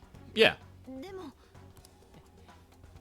Like, I have seen, you know, toxic masculinity and stuff. We earlier were talking about just being comfortable with yourself to be like, nah, we can just hang out, two dudes. 6 feet apart, 'cause it's not gay. Listen, guys, what the internet has told me, it's not gay if the balls don't touch. Yeah. So yeah, no, this is pretty interesting. Also, I mean, they've actually said this. I like this opportunity because they're like, seducing your enemies is a legitimate strategy. In this description, I'm like, no, this sounds like I'm. Oh shit! Can I play a beautiful demon queen? I want it. I want this. If you're positive and inclusive, probably, yeah. I mean, it makes sense. Yeah. They have a lot of different playbooks, so like that look like they've got a different things going on. Also, I'll be real, guys. You know me. I'm Omega. I love swords. You got a game that's themed around swords, with at least one playbook actually has the option to have their quote unquote sword be something that's not a sword at all, just to be different. No, like guys, I unironically love Monster Hearts also, but this has swords. Monster Hearts is a great game. We played some of the first edition on our channel. You should check it out. That campaign is incomplete because we don't talk to some of those people anymore for some reason, but it was fun. I should look into Monster Hearts 2nd Edition as well. I think they cleaned up some let's see. It says it's coming out June 7th, 2021. Okay, so that probably means that, much like, I still haven't looked it up, because I think I gotta pick up a physical copy sometime. Oh, it's gonna be $30 too, jeez. Yeah, that's why I haven't actually looked at Overarms yet. It's even in PDF, it's like full price. I expect that a lot of the rules and stuff have been like kickstarted and play tested, and if you backed it, you probably already got in there. But obviously, us being late to the party, we'll have to wait for it to officially drop. But I will be interested in checking it out when it fully goes. $30 for robust PDFs is a question mark, but it's not the worst. You know, most hardcovers are like $50 sometimes. Oh, let's see here. 9 character types, each focusing on a particular mental conflict. Beast, Chosen, Devoted, Infamous, Nature Whiff, Scoundrel, Sequel, Spooky Witch, and Trickster. Interesting. Playbook sounds right? And obviously, if it's written in the proper Powered by the Apocalypse context, y- the rules would include how to hack them and like make them different. Like I talked about this before. The Sprawl has rules for jumping in and like making up new cyberware, adding new gear, or straight up adding new rules for like, hey, what if you want to run like gee, Lucky, they have all these options for how to include magic in your cyberpunk setting. I wonder why that is. As I look at a certain cyberpunk tabletop RPG. Yeah, no. So they know that Shadowrun exists, so they're like, okay, we're not writing Shadowrun the Powered by the Apocalypse version because we don't have that license. But if you want to do it, here you go. I mean, I'm pretty sure no one's gonna get mad if you just gender flip on them, but honestly, if I'm gonna play a thirsty sword lesbian, I'm gonna play a thirsty sword lesbian. I mean, so honestly, I'm pretty sure I can very much understand the motivation to be a thirsty sword lesbian. I like swords. I'm occasionally thirsty. Listen, I'm pretty sure I have never played a female character who was not thirsty for other women. No, yeah.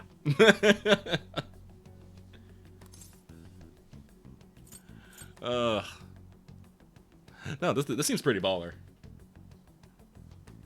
Yeah. Like I said, I feel like if they go a little too ham, like if the point of the game is to like not be a game, but to like try and cause some emotional impact, that's like, okay, you might be going too far. Like I do think actually like the friggin' there's another Powered by Apocalypse game, the Night Witches one, where you play the female Russian air pilots. That's the only thing the game emulates. I'm like, no, okay, there's some deep cuts here. There's some deep cuts with some games. Like, you can do some interesting social commentary, but I feel like fundamentally they still need to be games. Like, that's a thing that sometimes people miss, is they try too hard to do their, like, social commentary without still remembering the game bit. Like, I'll be real, we just did a cyberpunk thing, right? Mm. We were not subtle about some of our digs about modern society. No. I honestly think in our world building, like ooh, I like this dungeon already. I'm sorry, this is the weeb in me. Yeah, no, this segment's great. Is it actually playing the theme yet? Like the actual dungeon background theme?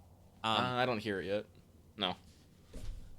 Okay. But, well, keep your ear out for when they actually play the regular overworld theme for that. Because it's it has its own dungeon theme, obviously, but it's apparently a slow play version of some of the notes of "Wake Up, Get Up, Get Out There," but with traditional Japanese instruments. Ooh, that sounds good. That sounds good.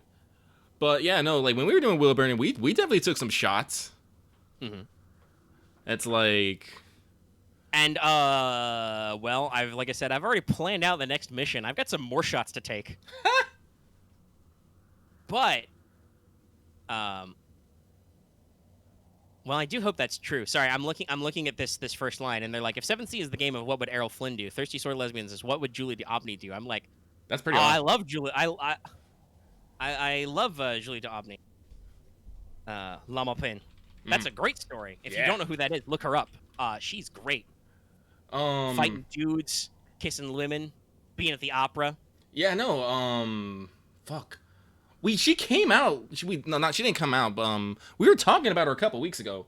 Oh yeah, talking about her as a servant. That's right. We were, because there's like. Oh yes, I have a servant design for her. Yeah, it's in the pocket somewhere. Yeah. We'll see if it comes up. I think did I actually put that one on the list for February? I might not have. I'll remember it for future. But yeah, no, like that's she's got a great story. I can't remember why. It was probably just during that conversation, whatever. But I forgot what we were talking about. We were talking about our not so subtle and our subtle digs in Sprawl. Well, yeah, yeah. And real talk. Go. Okay. So what I was gonna say was I've played other games, for instance, where a lot of that commentary is built in. Like I had a lot of fun running and playing Misspent Youth, a game which is all about being rebellious teens. Mm-hmm. Like I wouldn't literally do it for a Persona game. I would either have to check out Overarms or I'd run Monsters and Other Childish Things. But like definitely for some of those Persona 5 vibes of like we are against an evil authority and we are young. Like it's pretty fun. It's got some elements. I've run it with people before, and I've played in it for a while.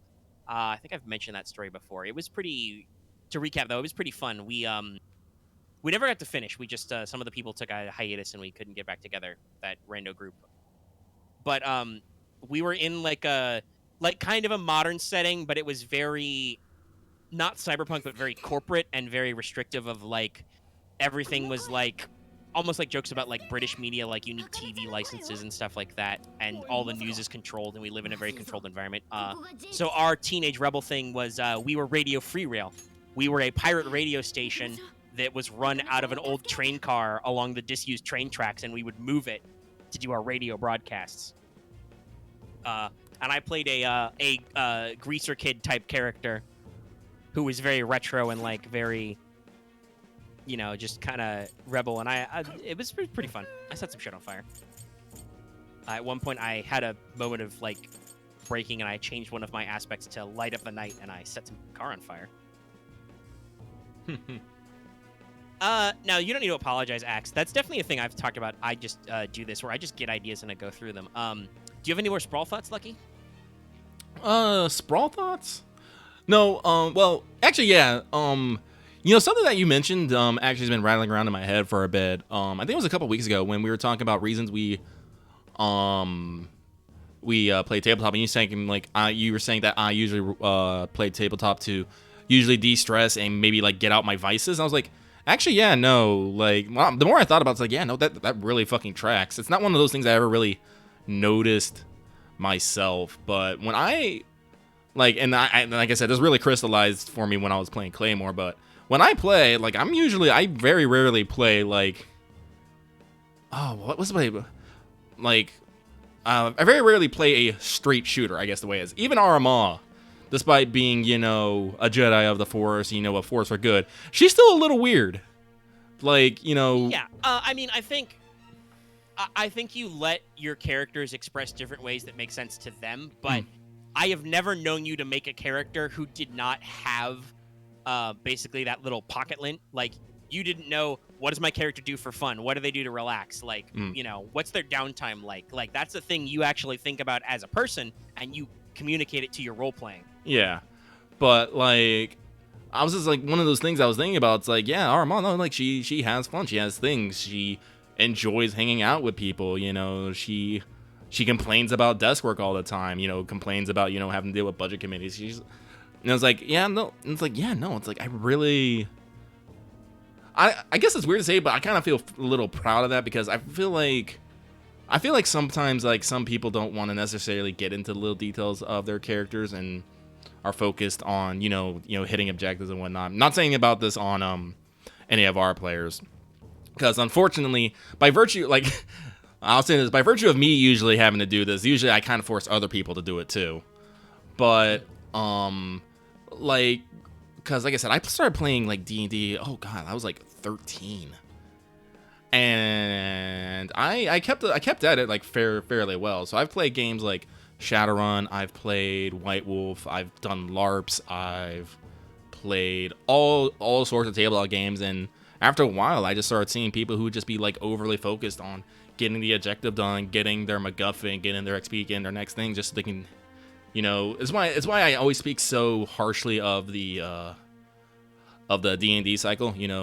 Let us kill more monsters to get loot, to get better gear, so we can kill more monsters. It's one of the reasons why I'm so critical on that, because I saw a lot of it. I'm just like, no, but I want to do weird stuff. One of my friends told me that a lot of people can usually understand what kind of player they're going to be by their first character.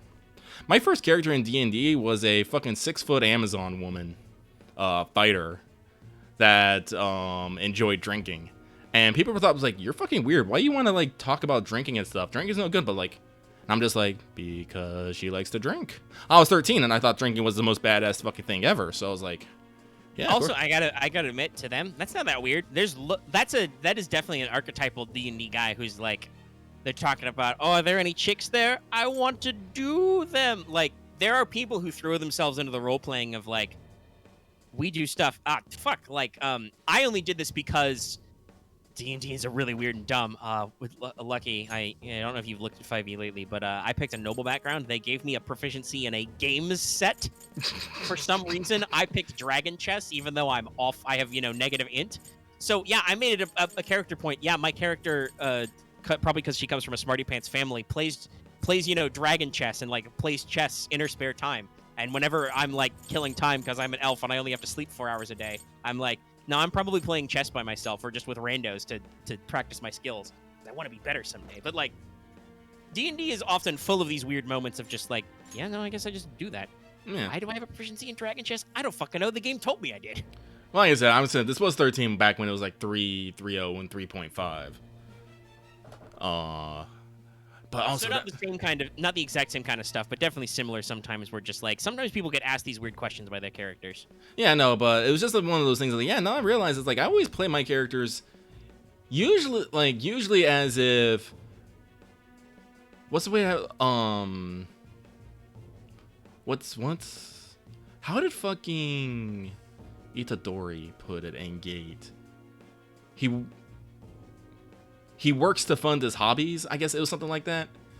Like in Gate, main character, he's a big otaku, but he's in the military, but he's not, what's the word?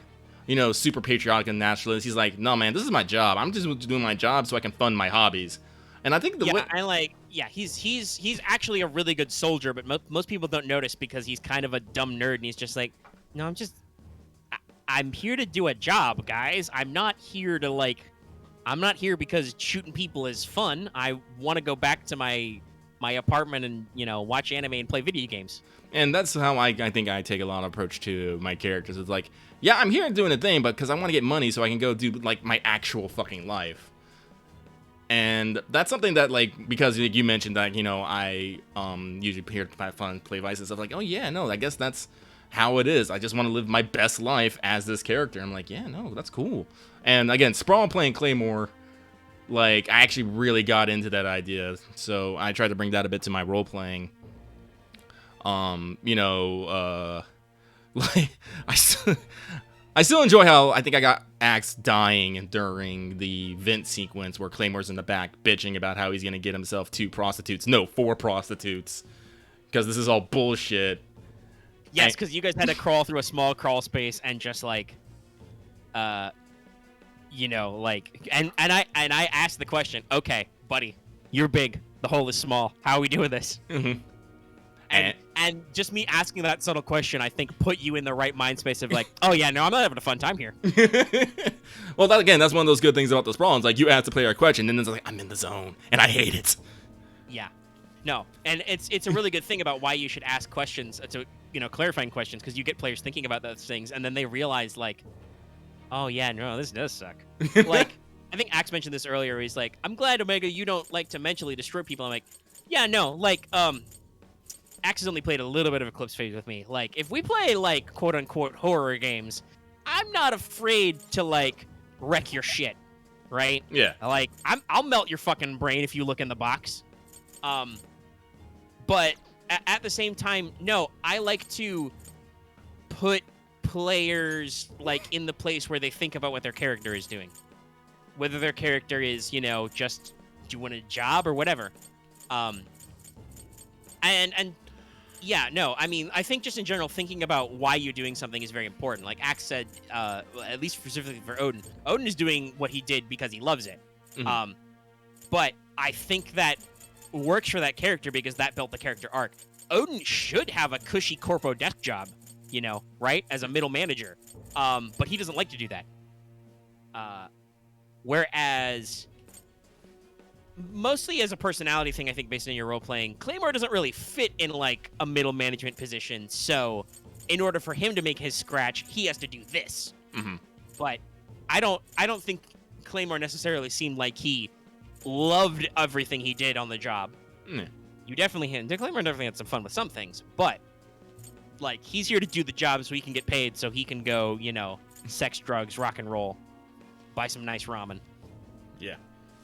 And, like, I don't like to overly focus on food, but food's a great descriptor of the environment, and it's definitely a strong thing in, like, with the Sprawl and other Powered by the Apocalypse to, like, constantly be asking, like, how and why you're doing stuff to keep setting the scene. So oh, man, no. I personally love just mealtime scenes. Just like, what are you doing? Where are you eating? You going somewhere? I'm about to say that's actually something I'm really good at. I don't know. I think I remember us doing this like fucking as early as meta human renaissance. I was like, hey, we're gonna get some food. I'm hungry. Let's go get subs. Like, Yeah, and like that's definitely a thing I love to just be like, you know, where you go. And also, if you think about it, eating is, I talked about this earlier, eating's a universal human concept. oh yeah. Everybody knows about eating, and everybody knows, well, I hope to God everybody knows what good food is like, at least if you're listening to my podcast on the internet. Hopefully you have tasted some good food in your life. Whether or not it's healthy for you, I don't know about that, but, you know. Yeah. But, like, I got into Sprawl, like, yeah, I was like, hey, we're gonna have this meeting. It's like, let's go get something to eat. Where are we going? I'm just like, a ramen bar. And we're like, yeah, let's go to a high-scale ramen bar. Perfect. You know, after the job, it's like, hey, I'm hungry. You want to stop by the Combini? And I was like, yeah, I'm gonna get me some nachos. And it turned into a great scene, right? Like, you guys planned the job basically in a high-end ramen bar. Some of you ate with forks like an animal. But then you guys did the debrief after the job, like in the fucking future 7-Eleven parking lot. You ordered nachos. I think Dallas joked about getting a gas station pizza. Like, so you guys are just eating junk food with this fucking, you know, billion-dollar drone prototype in your trunk, just like chilling, being like, okay, let's get planning, let's go. Like, no, it's important to do these little bits of character moment because they build the world and they help build the characters. And like, I don't need to know what you eat every second of every day and how you pay for it, but like questions of like, hey, what are you doing right now? Lots of people do meetings during meals. You know, get together, do a thing. You know, I started the job in a pachinko parlor, right, to be like that perfect setting of like, you know, going forth. Where are we? What are we doing? You know, I've even asked some interesting like Star Wars questions about where are you guys doing this? Where are you guys killing your time? Where are you right now? What are we doing? Because we are moving back to Star Wars this weekend. Yes. We're gonna have, I think, a lot of downtime, and then I've got some fun stuff planned for y'all. I was actually gonna segue to this, but if you want to keep John about the Sprawl or just general RPG stuff. No. I'm just tooting my own horn. I like how Claymore came out, and I like how I roleplayed him. And I think Claymore's definitely, like we said, Claymore's a very strong character. We know what Claymore's about. Spoilers. I think Claymore's actually going to be my point of contact for you guys getting the next job. Ooh, got a good idea that works in with his backstory. So you don't necessarily have to roll the thing to get the job, but I think that much like how we started next session or last session, this time with Odin getting the call, which was absolutely because Axe said he wanted to be the mission guy and like start planning this stuff. I was like, okay. Not in like a I'm gonna get him away, but I'm like, okay, well let's put Axe on the spot a little bit. Let's put him to the forefront. Well, it's whoever does the talking the most, so you got to be careful. I'm totally gonna send Axe. You can end up with bad jobs if Claymore talks too much. Yeah, I totally think I'm gonna send Odin a weird fucking text. Hey, I loved our date last time. I'm hoping to get some more love. You in for it? I'm gonna just be super weird about it. It's gonna be great. But yeah, no, like definitely I think that like because I have a very firm grasp on your backstory, and also it's mostly out in the open, I have a very decent grasp of what's going on with Dallas' character, but Dallas does like his secrets, so... yeah, I like my secrets too, but but my secrets are, like, I don't mind sharing them with players, but you swear to God, if you bring them up in play for no goddamn reason, I will kill you. Literally. Dallas just likes to play certain things closer to the vest and, like, not even bother. Yeah. And I'm like, nah, it's okay. We just won't even get that.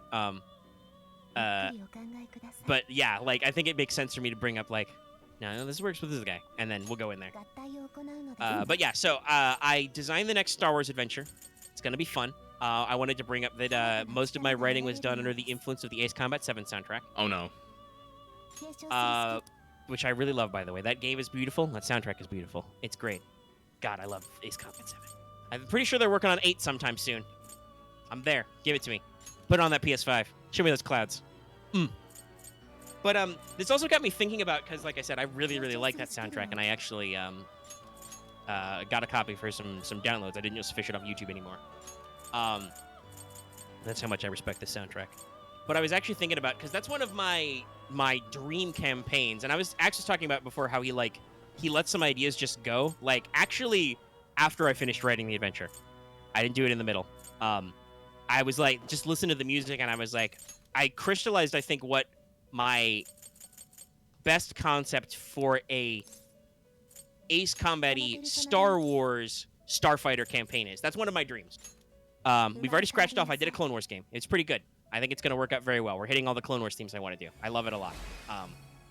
And I know that we want to do, because we've invested so much in Sohaliv, right? We want to do a follow-up campaign. And I love Rebellion era campaigns, period. So actually, like, working with the setting that we pre-built and then transitioning it to a different era and new themes, really cool stuff. So we'll probably do that sometime in the future after this wraps up, right? Right. But one of the games I really want to run is the dedicated, like, no, guys, we're pilots, we're starfighters, we're doing this. We're gonna do the Star Wars with the starfighters. You know, we're gonna do the Rogue Squadron thing, the X-wing.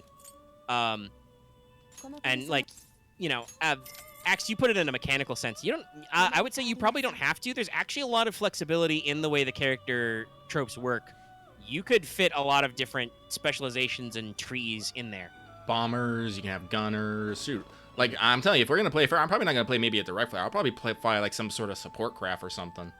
Yeah, which, especially after the Squadrons video game came out, I would definitely allow some wiggle room to do some fun stuff. Like, if somebody wanted to fly, like, a two-seater vehicle and, like, play the co-pilot who's, like, flicking switches and, like, doing jamming or, like, repair support, I'd write new rules if the game wasn't cool enough with the rules for me to do some of that shit, you know? Because, to be fair, the miniatures games by Fantasy Flight have a lot of weird tech you can throw in there. The RPGs were not always as wanted. But so, my setup to this game, I actually thought up the whole thing. And this would be definitely this would be a much more linear and much more direct, like, has a beginning, middle, ending kind of campaign. While I have developed an end game for our Clone Wars campaign, that was... While not truly sandbox, it was very much like give and take, right? Like, I would see what you guys were doing. I would weigh the result of your action. I would listen to what you guys wanted to see more of, and I would kind of, like, counterbalance that with stuff I wanted to see, and we kind of built a web of plots out from there. Mm-hmm. This would be a much more, like, A to B design. Okay. But I would actually, because this is another interesting concept a lot of people talk about, I would start it as an Imperial game. Oh. This would be immediately before the Battle of Endor. The players would be like fresh Imperial pilot cadets. So you don't have to do any war crimes yet. But like you guys would do like training, do some character building, do some live fire stuff versus like smugglers, pirates, or maybe some like, you know, penny ante rebels, not like the actual Rebel Alliance, but some local agitators, you know, who we could get some kind of back and forth, some questioning stuff. This would give me the opportunity to let the characters settle into their roles, right? Because nobody's character stays exactly the same from the first couple sessions on, right? No. Let everybody settle in, you know, play lowball missions, right? You know, you guys are learning, so we would start small. This gives you kind of a good reason to not jump right into it and figure out all the rules and stuff. And build up characterization, connections with NPCs, backstory, right?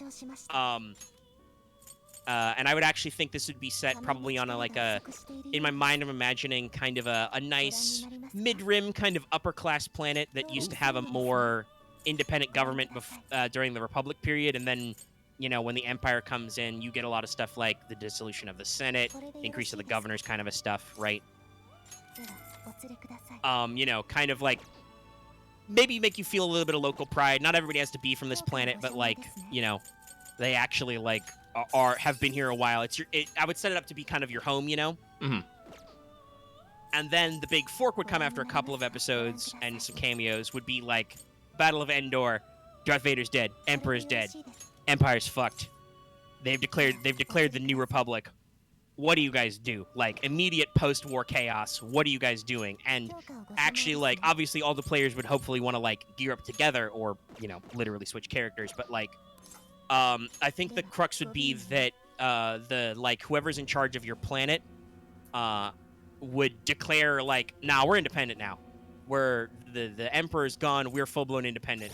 And so, depending on the players and their decisions, if you guys maybe like really like that character, you'd be connected to the planet, you guys would be like, okay, we're staying on, we are pilots for our home planet first, right? Right. This would be the like colony sim type stuff, the lucky players of the world who get attached to NPCs and like, no, I love it here, I'm staying. You know, the players could decide to go mercenary, like, well, fuck, if the Empire's not going to pay our paychecks, we're going to, you know, take our skills on the road kind of a thing. You know, do you want to go full merc, steal your shit, steal your fighters, go do some stuff? You know, Become pirates? Maybe. No. maybe if you want to go that far, you guys could even actually like go join your local rebel cells and like work to liberate other worlds from the Empire after deciding like, man, we do some bad stuff. We built a second Death Star. Why did we do that? Kind of a thing. Or even actually like this would legit be an option if you really like those characters. You could stay with your like officers and instructors when the Empire leaves, when they're like, ah shit, we gotta go.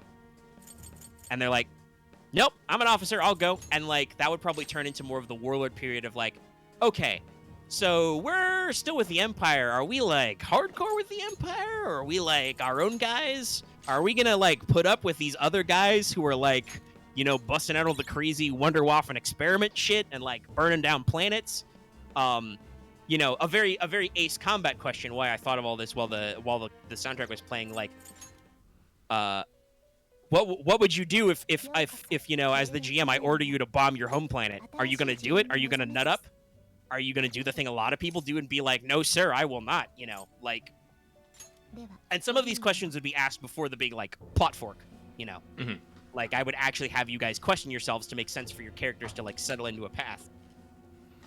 But that would be the main crux of it, would kind of be like, okay, what do you want to do? And then, you know, from that fork, like, actually build out, like I said, this whole big plot thing and, like, secured arc and conclusion.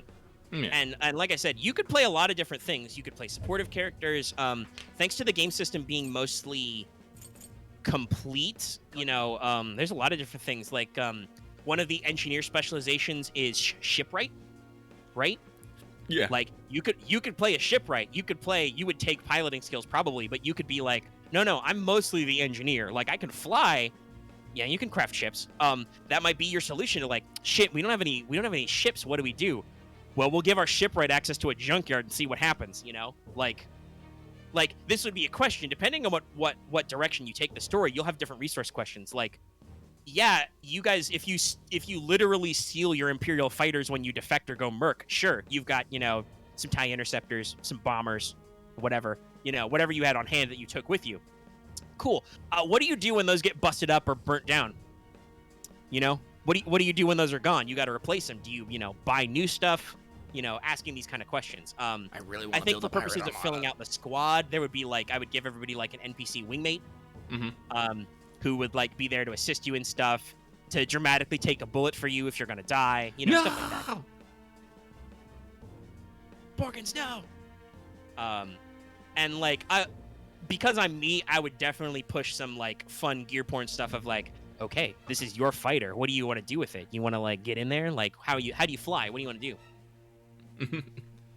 And there's a lot of like different weird stuff in there. But no, this is like I just in my mind I just crystallized. No, this is the perfect campaign idea. Yes, X. I do want to become the Chinese pirate armada queen of the Star Wars galaxy. Yes. I'm pretty sure there's a couple of canon characters who are like that already. Yeah. Well, like I said, but this is a theoretical game, but no, I am locked. Well, depending on the group, but no, that's what I want to do. It's like, yes, we're done. All right, we're gonna become pirates. We won't necessarily be the most evil of pirates, but we're going to be doing some stealing.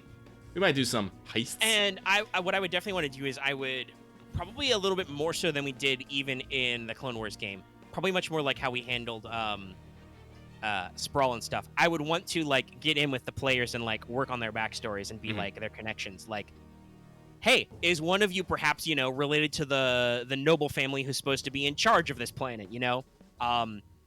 Which one of you has a mysteriously disappeared dad who's definitely not a rebel pilot? Which one of you has super dead parents? You know, which one of you has super villain parent? You know, big bad parent, like that kind of stuff. Like build these plot hooks. Because you see this a lot with Squadrons, which is actually a very good game. I should play it since they released the DLC for the B-Wing and the Defender. I have decided my character's dad also is a pirate lord, and I'm going to kick his ass at his own game. I have decided this. That sounds like a good one.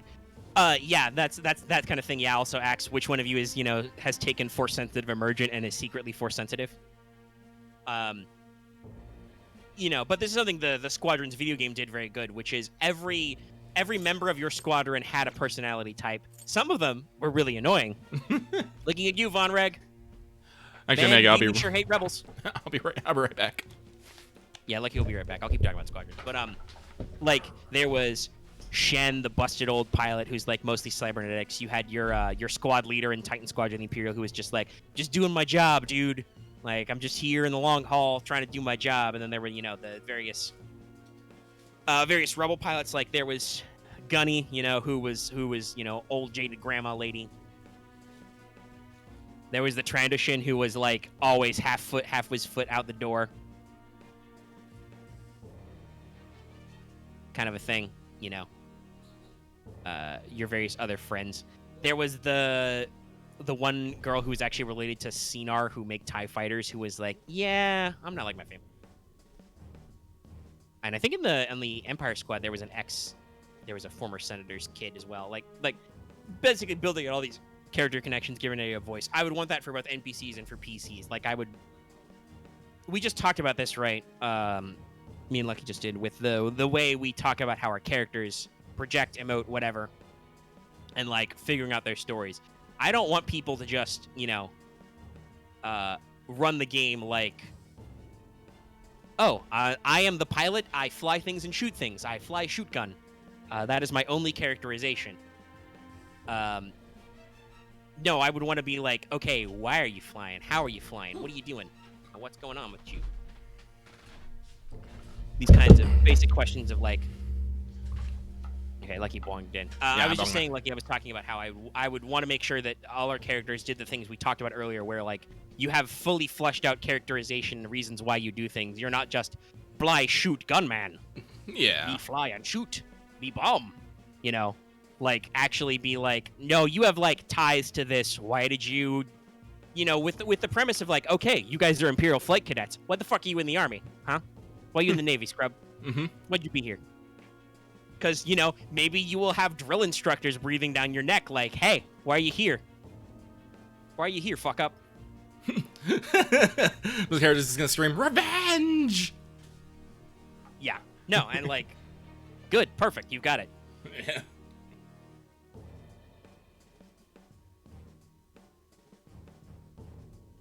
But yeah, so like that would be the thing to like figure out what you're doing here. Why are we doing stuff going on, Mm-hmm. And like I said, so long as everybody has probably a point of like pilot space, it would probably work no matter what your job was, what career you picked and what specs you picked, And there are even a couple of universal ones that are geared towards this sort of thing. Actually, isn't there like a naval officer talent tree? I don't know. Maybe. I believe that's Republic, but it could be refluffed, yeah, easily.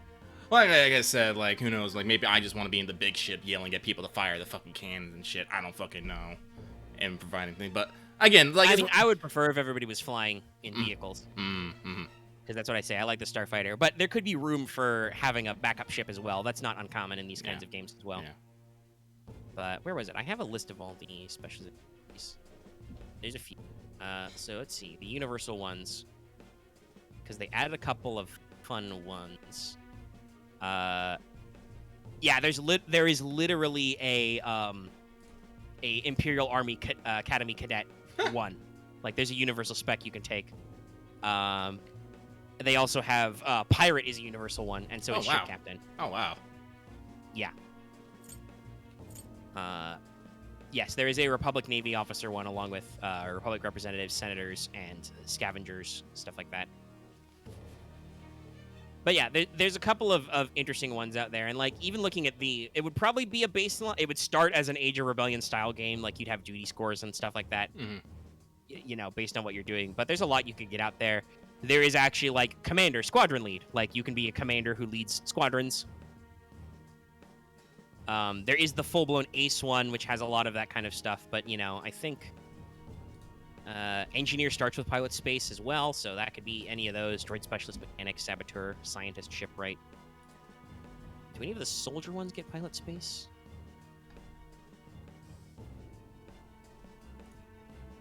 Interesting. No, I mean there's a couple that don't start with it, but like I said, so long as you can figure out some way to take a point of pilot space, not that weird, not that hard.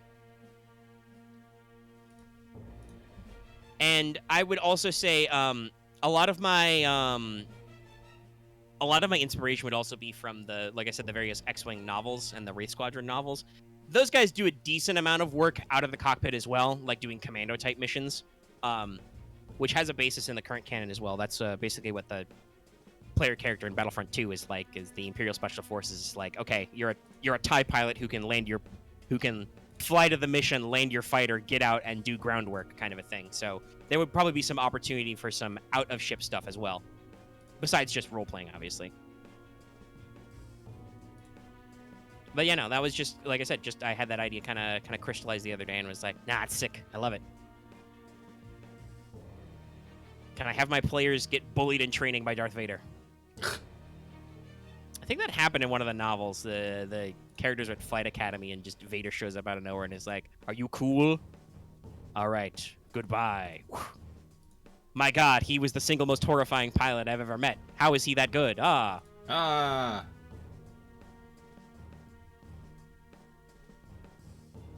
know, and then the rest would just be like I said, it would be up to, like, you know, I would love to focus on, like, interesting ace customs, working on your ship, customizing things, you know, picking what kind of ship you like for your job. There's a lot of starfighters out there. You know, and then a decent amount of, like, resource building questions. Like I said, it would be a linear plot, but there would still be plenty of moments of, like, all right, well, you guys have gone merc. And nobody thinks you're good enough to pay for, so how are you going to advertise? I guess we'll go knock over an enemy supply depot. Cool. Oh, no, I would mention this. I would not do this right away, even after we finish Clone Wars. We should take a break from Star Wars. Because we've been playing it a lot. I do not want to... I've done that before. I don't think I want to jump right into another Star Wars campaign right after this. Mm-hmm. I don't know exactly what we're going to run as our big, probably Sunday game next, but it'll still be, God knows, several months before we finish Star Wars. It will not be Star Wars right away. But like I said, I just kind of crystallized this idea, and I think once I do actually get these, like, crystallizations, I can usually hold on to this campaign idea for a while. Like, I still haven't finished writing out my L5R campaign. I originally was going to say to myself, I'll get it done before summer. I've still been busy with other stuff. And, you know, keeping up with current campaigns, so I don't know when. But, like, I got a lot of stuff that's out there that I'm, like, ready to go. Okay, no, that's me. Lucky, do you have anything else you want to talk about? Not in particular, no. All right, cool. Okay, well, it's now getting late at night, and I am quite hungry, so... I might need a food myself. I think it's about time to wrap up then. We had a decently sized show, so I hope you guys thought it was cool. Please. We talked a lot about RPGs.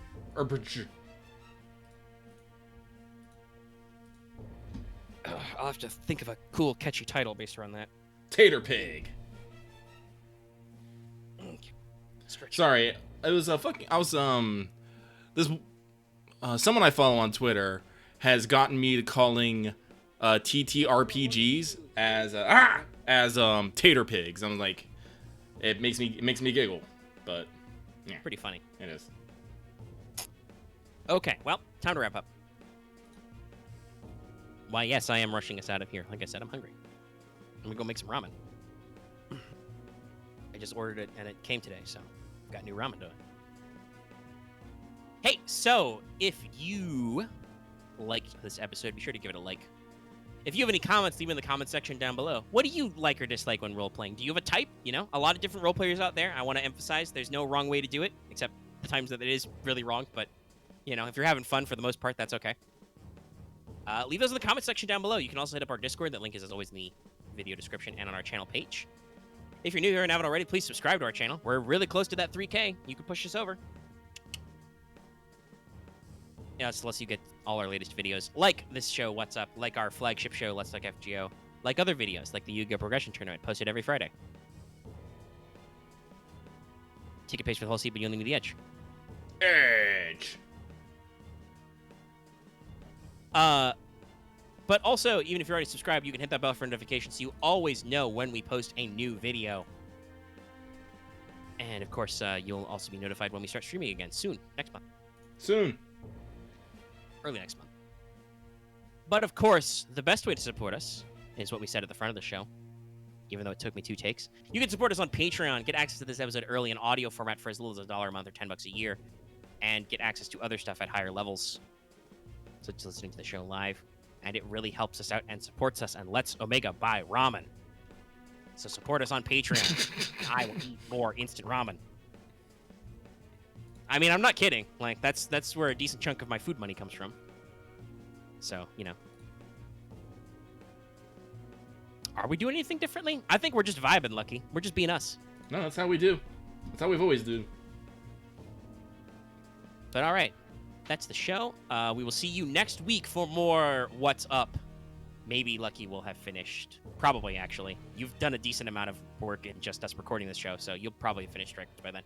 Yeah, no, I'm in the Kyoto dungeon. I don't know how many dungeons. Well, excuse me, jail. I don't know how many jails is after that. But I feel like I'm coming. I think I'm definitely past the midpoint. I feel. Yeah, I'm pretty sure Okinawa is the midpoint. Yeah. If it's not, it feels like the midpoint. I don't know. Anyway, so maybe we'll do our big talk then. Maybe I'll have watched the beginning season because it's only 6 episodes by then. Sorry, I've been watching a lot of Leverage back. I don't really have anything to say about Leverage other than it's cool and it has a cool RPG. But yeah, we'll be talking about you next week with that and with lots of other videos, so stay tuned. Goodbye, everybody. Goodbye.